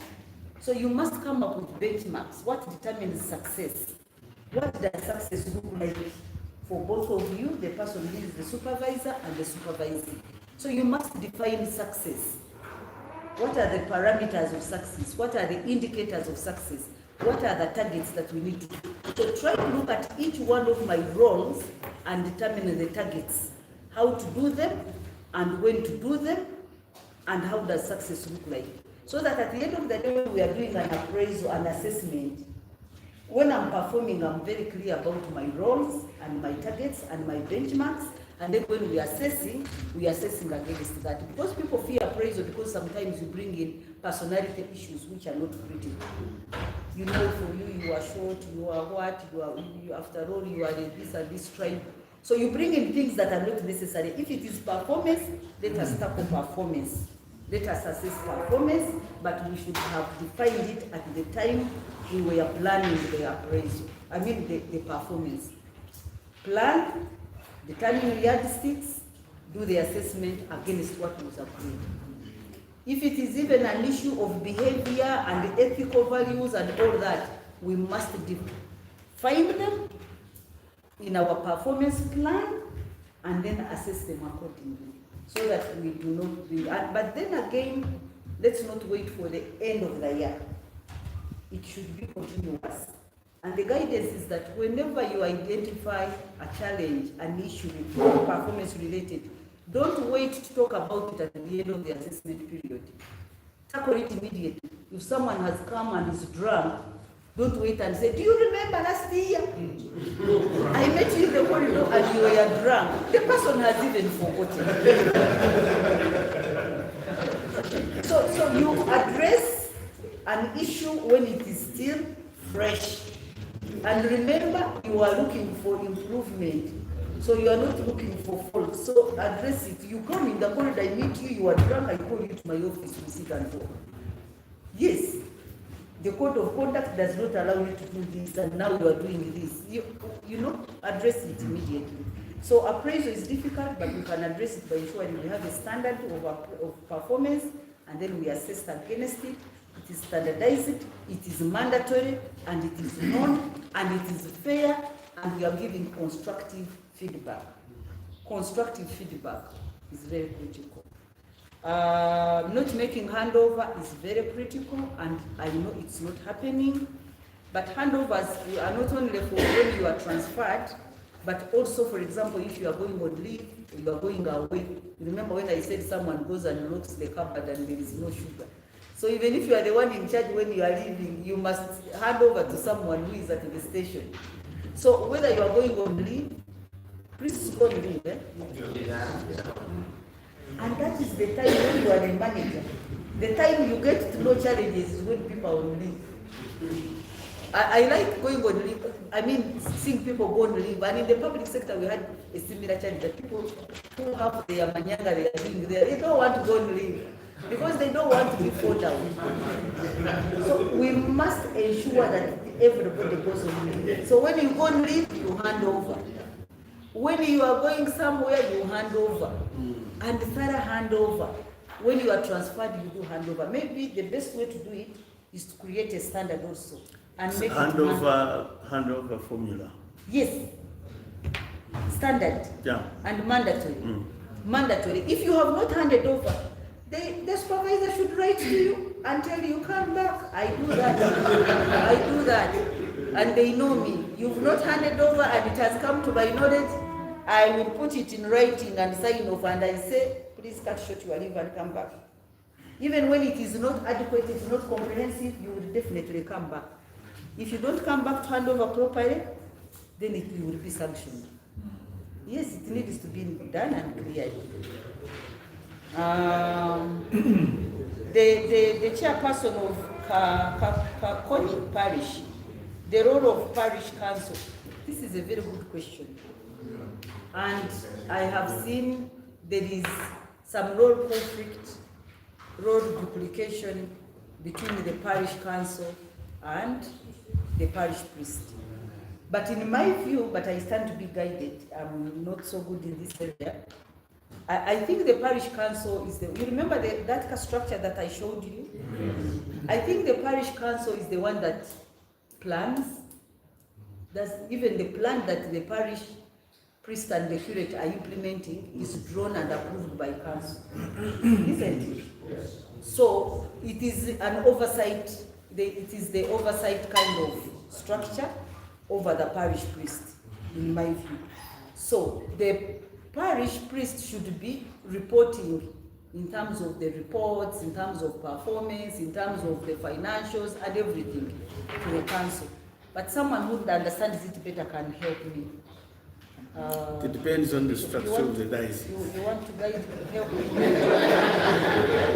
The structure should give details of the job description for the parish council and the parish committees. When it is given, Yes. then it is not. So we need to have role clarification in every institution, and I think I said it in my presentation. Role clarification is very critical to avoid duplication, to avoid conflict, but also to streamline performance and get harmony. So therefore there is a need to ensure that the rules of the parish council are made known and clear and in writing, and the ones of the parish priests are known, but also to have orientation between the two. So if, for example, you establish a new council, and a new priest comes in, you need to have like an orientation. You are taken through your roles to understand them, you ask questions, and you are guided. So role clarification is clear. I think those are the few that have been asked. Yes, please. I think that calls for a need for parish council constitution, constitution of the parish council, which is mandatory. I think the diocese should have a parish council constitution that defines what you are talking about. Very critical. I think those are the few so far that have been asked. I don't know whether there is another set. No, that's okay. Thank you, and Madam Facilitator. I have a very simple question. I talked of management of entry. And under that, you did mention of recruitment and appointment. I have a very simple question, Madam Chair. How long is the verbal vis-a-vis written appointment? The verbal and written appointments. appointments. Yes. What do you mean by verbal? They are verbal appointments. Yes, sometimes, of course, I suppose sometimes as parish priest, you may employ a worker just to verbally.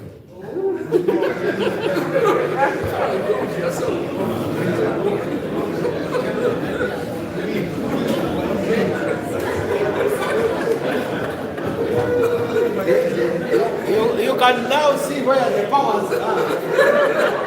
Okay, another question. Those are powerful. Yes. Thank you very much, the moderator. Thank you, Mama, for the training. My questions or comments are about two. HRA and the diocese and so to say parish is something big, stressing the arrangement of the church. Is there a tool, a simple tool that you can recommend to the bishop or parish priest that he can use to monitor HRA issues in the diocese or in the parish? A template, simple template the bishop can just click on through and he gets information from a parish, like a software. Yes, so that he doesn't have to drive there time and again, such a thing. Then there are things to do with the formal communication again. In the church generally, people prefer to communicate verbally. If you try to write, then sometimes you can be seen like you are the one being what? Reporting others. Like a report is seen as you directly reported your colleague or that kind of thing. So the issue of kitandugaho, and at the end of the day you can have a bit of rumor mongering, and you might find that some action is taken when it's not well informed. And then Especially in the parish level. And then finally, dear brothers, also observed is that at the district level, we are doing well in making policies in different departments. But at parish level, it seems we have not done, but maybe we didn't know. So perhaps if we could, you call it customizing.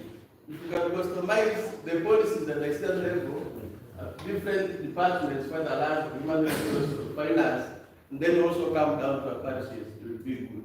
but we need guidance of those who are at the state level. Thank you. Okay, so we end here. I think there's a question. Let's say, oh, I don't see many everything. Thank you, Madam Facilitator. Personally, I have raised talk about challenges of lack of continuity in our leadership work. Giving an example, parish priest X comes and plants coffee for development. And when he's transferred, the one who comes says, what is coffee? Cuts it down and says, I am planting something else, or leave it. We are promoting what? Environmental protection. That is lack of continuity. Thinking that what somebody started, which has not come from inner you, is not helpful. And that has hindered development in our parishes. So, what medicine can we use to cure that mentality? I am Anna Muhilo, Mukakawabana, yes, from St. Parish.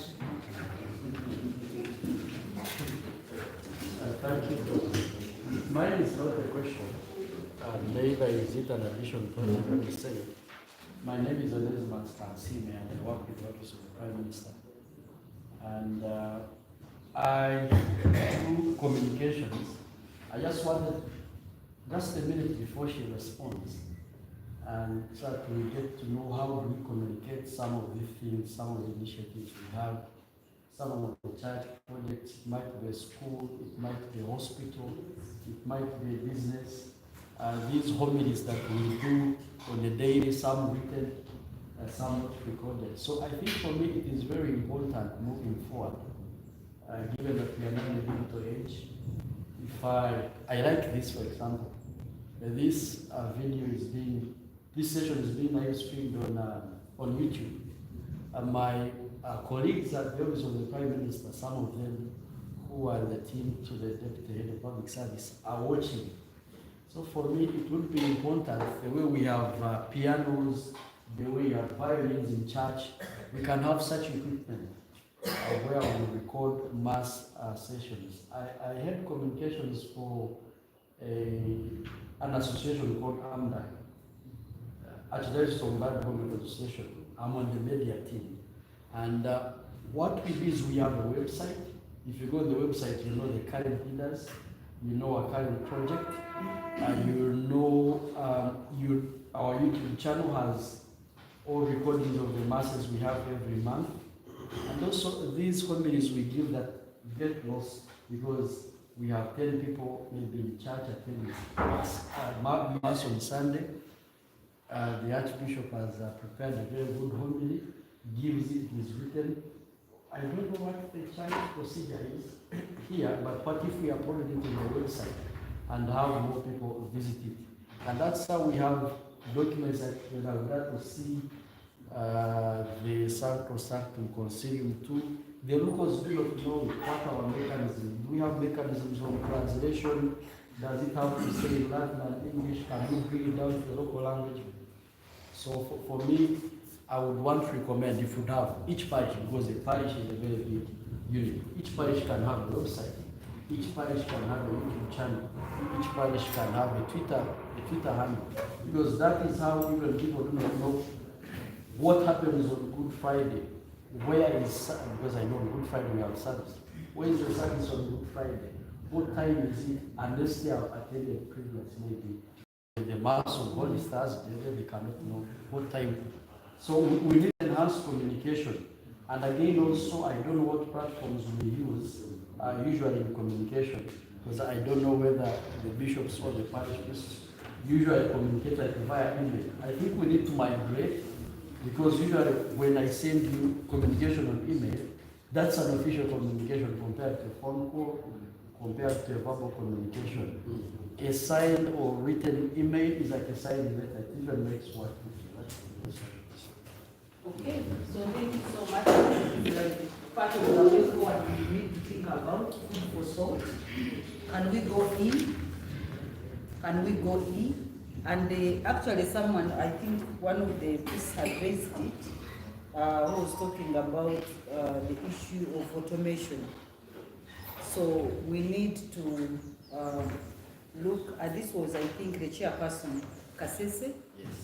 Chairperson Kasese raised the issue of, is there a simple tool to monitor HR for the diocese or parish in form of like a dashboard? I am an archbishop, I am a bishop in a diocese, and my priests are doing work.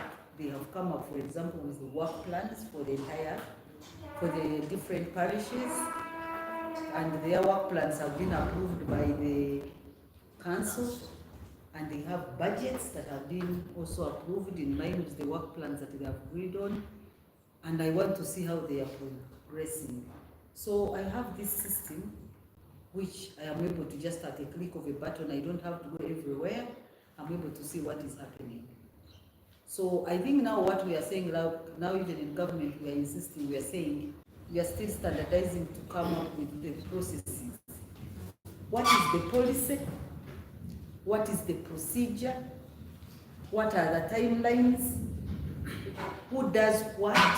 When do they do it? So if we can first do that and standardize that, then you simplify the processes. Like I said, there are those processes may not be necessary, but we have found them there, they are always being done, but probably they may not be core.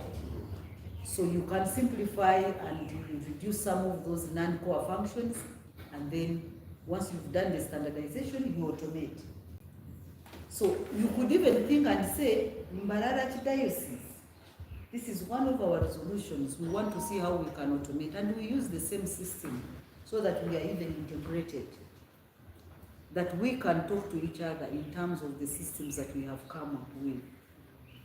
I am able to have this dashboard where I can tell this parish is doing this well in terms of money generation, they have improved from this level to the other.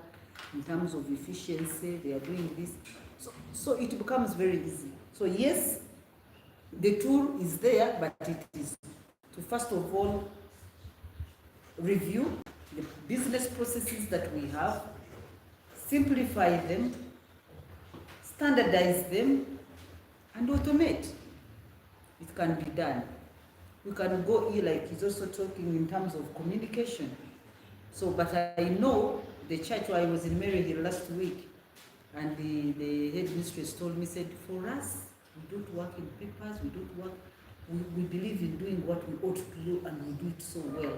We are not so loud, but we do our work. So it depends how this is done. But I know COVID also helped us to understand that we can conduct masses and do things online and make it simple for everyone. But this is something that you can think about and say, what is it that we want to automate? What is it that we want to communicate? How do we communicate? Can we adopt these IT in terms of communication? Can we go in terms of communication? So this is food for thought for you to think about. You talked of verbal appointments and written appointments. Yes, verbal appointments are many. You did laugh, but I am very happy that you raised this, because I should also have talked about it. The Employment Act is very clear. Even when you have not given me an appointment in writing, as long as there is evidence that I am working, that is a contract. It doesn't have to be written. The labor laws are very clear about this. So as long as I am working and there is evidence I am working and I am earning something little, even if you give it to me and just throw it to me like this, as long as I can prove that I am working, whether it is verbal, there is a contract. But we can do it better. So we should avoid the verbals, and we have said that throughout this discussion, I think we are saying, let us standardize. Let us ensure we have a structure Let us know whom we are recruiting. Let us do fair and recruit people on merit and get the best fit for the job. And then we do appointment properly and then give them their roles and responsibilities. We pay salaries according to the structure that is known and fair and competitive, and it is known by everyone. So standardization is the way to go. So even when you are hiding and saying, you know, we don't have money, let me simply give this, the person has a job. But the only risk you are running is that you may get litigation, but two, you are not recruiting the person who is fit for purpose. Because maybe you are just recruiting a relative or someone you know who doesn't even have the qualifications. So that's not fair. So my take on this, Your Grace and my Lords, I think going forward, it is something we need to think about. There is need for standardization in terms of the structure, in terms of the recruitments, in terms of the way we do things. You recommended annual training. I entirely agree with you that even when you've done this training, you realize you need more of this, and even enlisting others into similar trainings. And this is very important. Refresher trainings are very critical. And of course, even when you come together in form of retreats like this, you compare notes, you learn from each other, you benchmark from the best, and also realize sometimes that you have been holding on to wrong ideas, which you need to unlearn and relearn new ideas that are important for your performance. People tend to communicate, verbally, the chitandikaho thing. Well, I know you may not necessarily, you may fear to take action, and those are not virtues of a leader. Leaders, and that's what we are trying to do. We are saying, how do we develop ourselves as leaders, as servant leaders, as transformational leaders? So when you are a leader, you can't start saying a wrong is a wrong. Yes. So when I was training these people, the ones I met, the deacons who are going to be ordained, they are now priests. I gave an example of a case of someone, they were at a function, and that there was a priest, and someone just came, actually, this person was an Anglican who talked to me. Unfortunately, I thought I knew the priest he was talking about. He didn't even know his name, he described the person. That they were at a function, but I gave this example to those deacons. And the priest sat at a function and sat and was looking. Actually, the high table was here, he was invited by the parents of the groom and the bride. And the time for refreshments came, and he sat looking the opposite side and was drinking one bottle after the other, you know. Started himself. And he had a colleague. So this guy came to me and said, "Hey Jane, I knew I was disciplined, and explained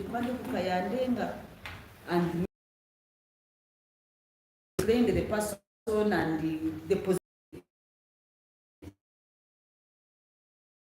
When he was annoyed. So even you, what I'm saying,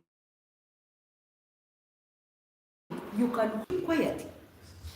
You do not keep quiet. You bring this person to order, you say, what's it? But if I am the supervisor, I also discipline you. So you cannot keep quiet. So if you are standing up, it means you are not a leader. And we are here to be leaders. And we are being trained to be leaders. Yes. So standing up doesn't work. And if I'm your supervisor, I will also caution you and discipline you for not taking action where you need to. Recommend annual training. Yes, you did recommend, and I said that is okay. You can recommend this. It is something that you can adopt either as a parish or a diocese. Father Biaruhanga, you talked of conflicts because the structures are there, but they are not operational. Yes, they may be there, they may not be operational, and I think this is where we need to look at standardization. So I think if you, in this retreat, one of the things that we need to agree as bishops is looking at the issue of standardization. You can think about it not only at the diocese, you can say the diocese is standardizing in terms of the organizational structure for the diocese and for the parish. And you remember I gave examples that you can even have the models, the big, small, medium. So that is something you can think about. And then once you have agreed on this, you say, this is mandatory. This is how we want our structures to be. Implementation, you follow through. Even at diocese level, you can do that, standardization. So this will stop the conflicts. So it's not one thing of having it and not being operational. That doesn't work. If it is there, it has been agreed, it must be. And you should be sanctioned for not making it operational. So those are the performance standards we are talking about. That when you are meeting with the priests and you are assessing their performance, having an operational structure should be one of the KPIs, the key performance indicators to be assessed against. So those are some of the things. Yes, I know there are people who are perfectionists. I read something, they said the Pope was saying that no one is perfect. You don't have perfect bishops, you don't have perfect priests, you don't have perfect husbands, you don't have perfect wives, you don't have perfect children. You are not perfect either. But we need to assess my performance against the scorecard that we have agreed on and the targets. Yes. So that is back and assess performance in accordance with what we have agreed. And because you are saying some people may feel to making wrong. So as leaders, we must create an environment where people can open up and talk openly, and we discuss issues and resolve them. Otherwise,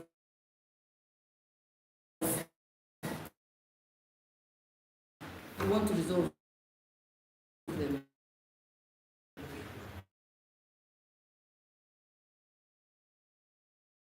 Yes, there is what they call the dysfunctions of a team.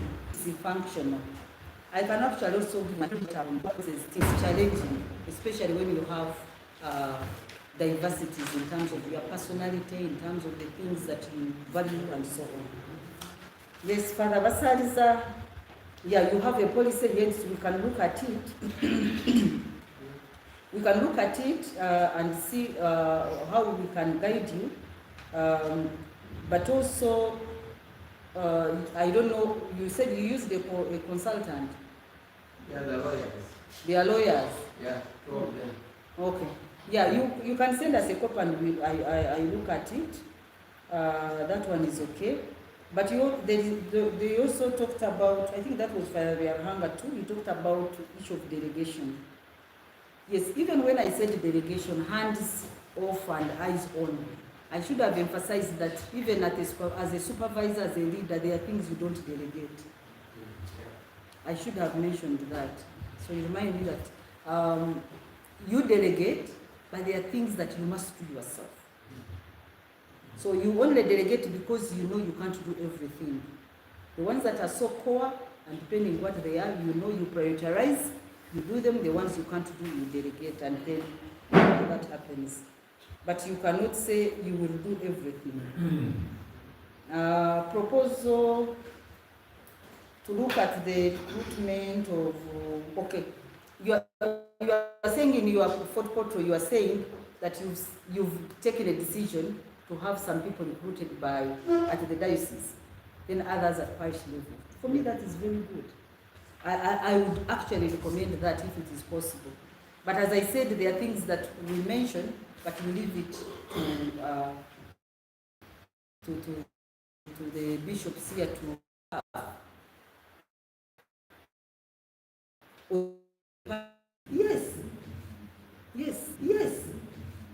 Yes. So, council. The appraisals you are using government. If you are in a government institution, you must use the government forms. Is it a government institution? You borrowed. No, you can customize. No, you customize because I realize the one of government is also very complicated. We are even changing it now.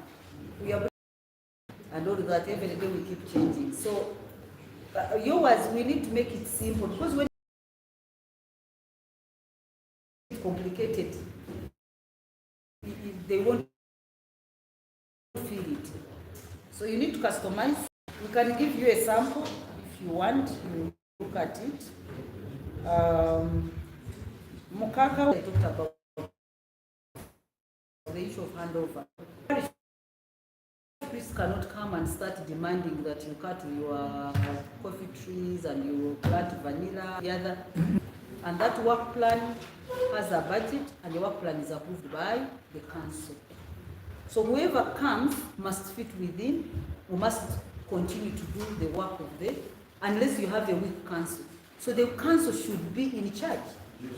Yes, the council should be in charge. This is what we have planned to do, and you have reasons why you came up with that work plan. So the parish priest cannot come and insist. When the parish priest insists, what do they do? Do they report to the bishop? What do they do if the parish council finds that the parish priest is what is? Do they report? Is there a mechanism for reporting and saying we are having a challenge? It depends on the system in the diocese. Yes, Yeah. it depends. Yeah, But in my view, the parish priest comes and executes the work plan that is on the ground that has been approved by council. And if he comes in the middle of the work plan, they have to do that and finish. The new work plan will be discussed and agreed on by still the council. So you need to know what you are doing and be emphatic, because that is your parish. So I think basically these are the issues that have been raised. In terms of going way forward, the discussions have been varied, and I leave it with you. This is your retreat. This is your training. You pick what you think is critical from the key learnings. You pick the key learnings from this training and identify the action plan arising of what we've discussed. But we can't sit here and prescribe that let there be this is going to happen. So let's pick the key learnings from here and sit either as an archdiocese and agree what you want to do, or you make recommendations if you want to.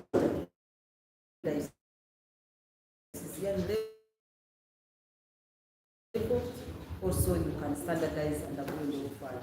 And I can only play.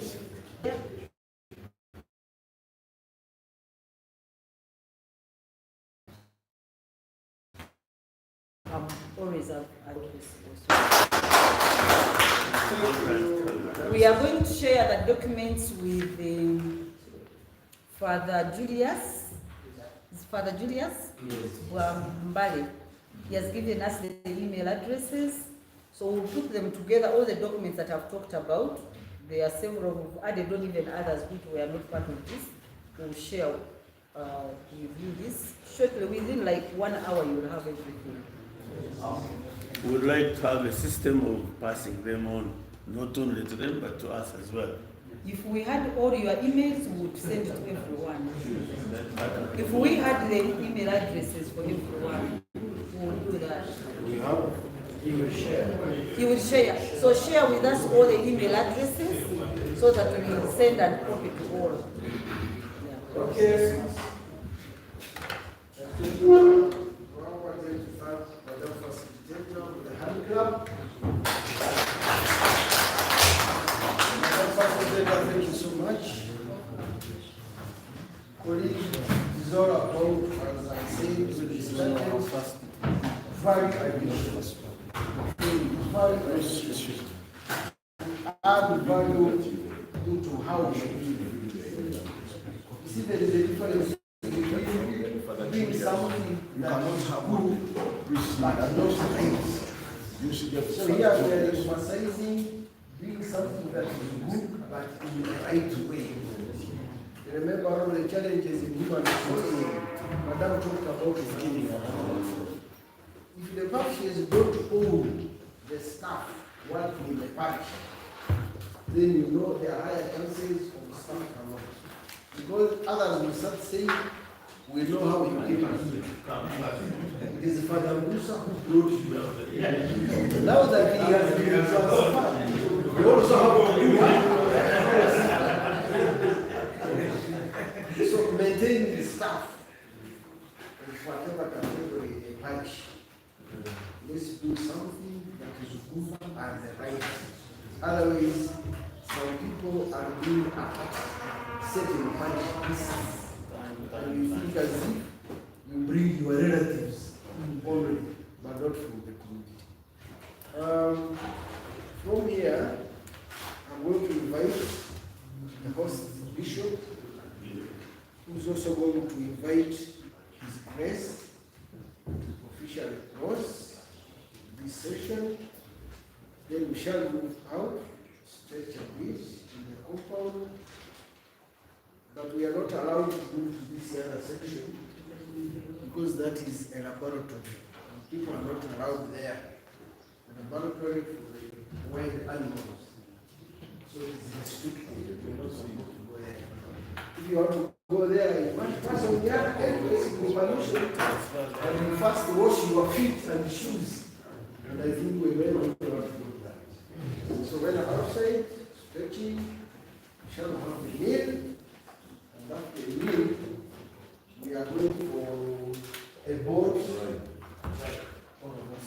We shall be moving into our vehicles, then we move down to where the lodges are parked. Then we move on the water and refresh our minds. This is a home away from home. And it's our idea that we are going for other things. May I invite?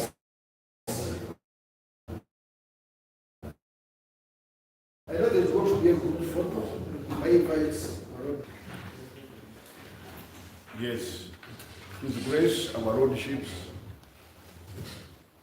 and our facilitator, Mrs. Jane Wesida Charasima, and all the participants who are here. I'd like to thank you for the ability you have given us, all that you have given us in this short time. I think you have given us a lot that will, after here, digest. And thank God you are going to give us a soft copy. Probably after digesting.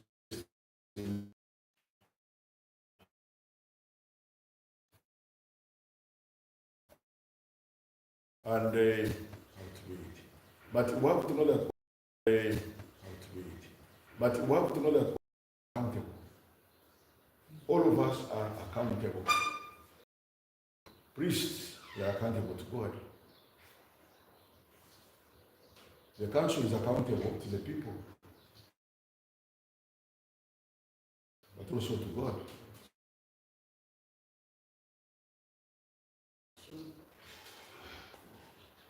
To which human resource and I think one time really remark and a blessing, and that the blessing also to bless our need. Thank you.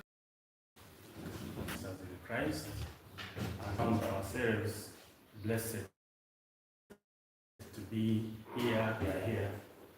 I thank everybody for the active participation, and I want to thank our moderator, Madam Jane Mwesiga. I think she's an accomplished human resource expert. She generally takes care of our siblings, is dealing with human resource. So each one, we can't but deal with human resource in all aspects of our lives. Recently I came back from Rome attending a synod on synodality, and in secular terms, it's a synod on human resource. Synodality, journeying together. Yeah. That is human resource. We journey together. The 3 Ds of this synod that we meet to dialogue, discern, and decide together.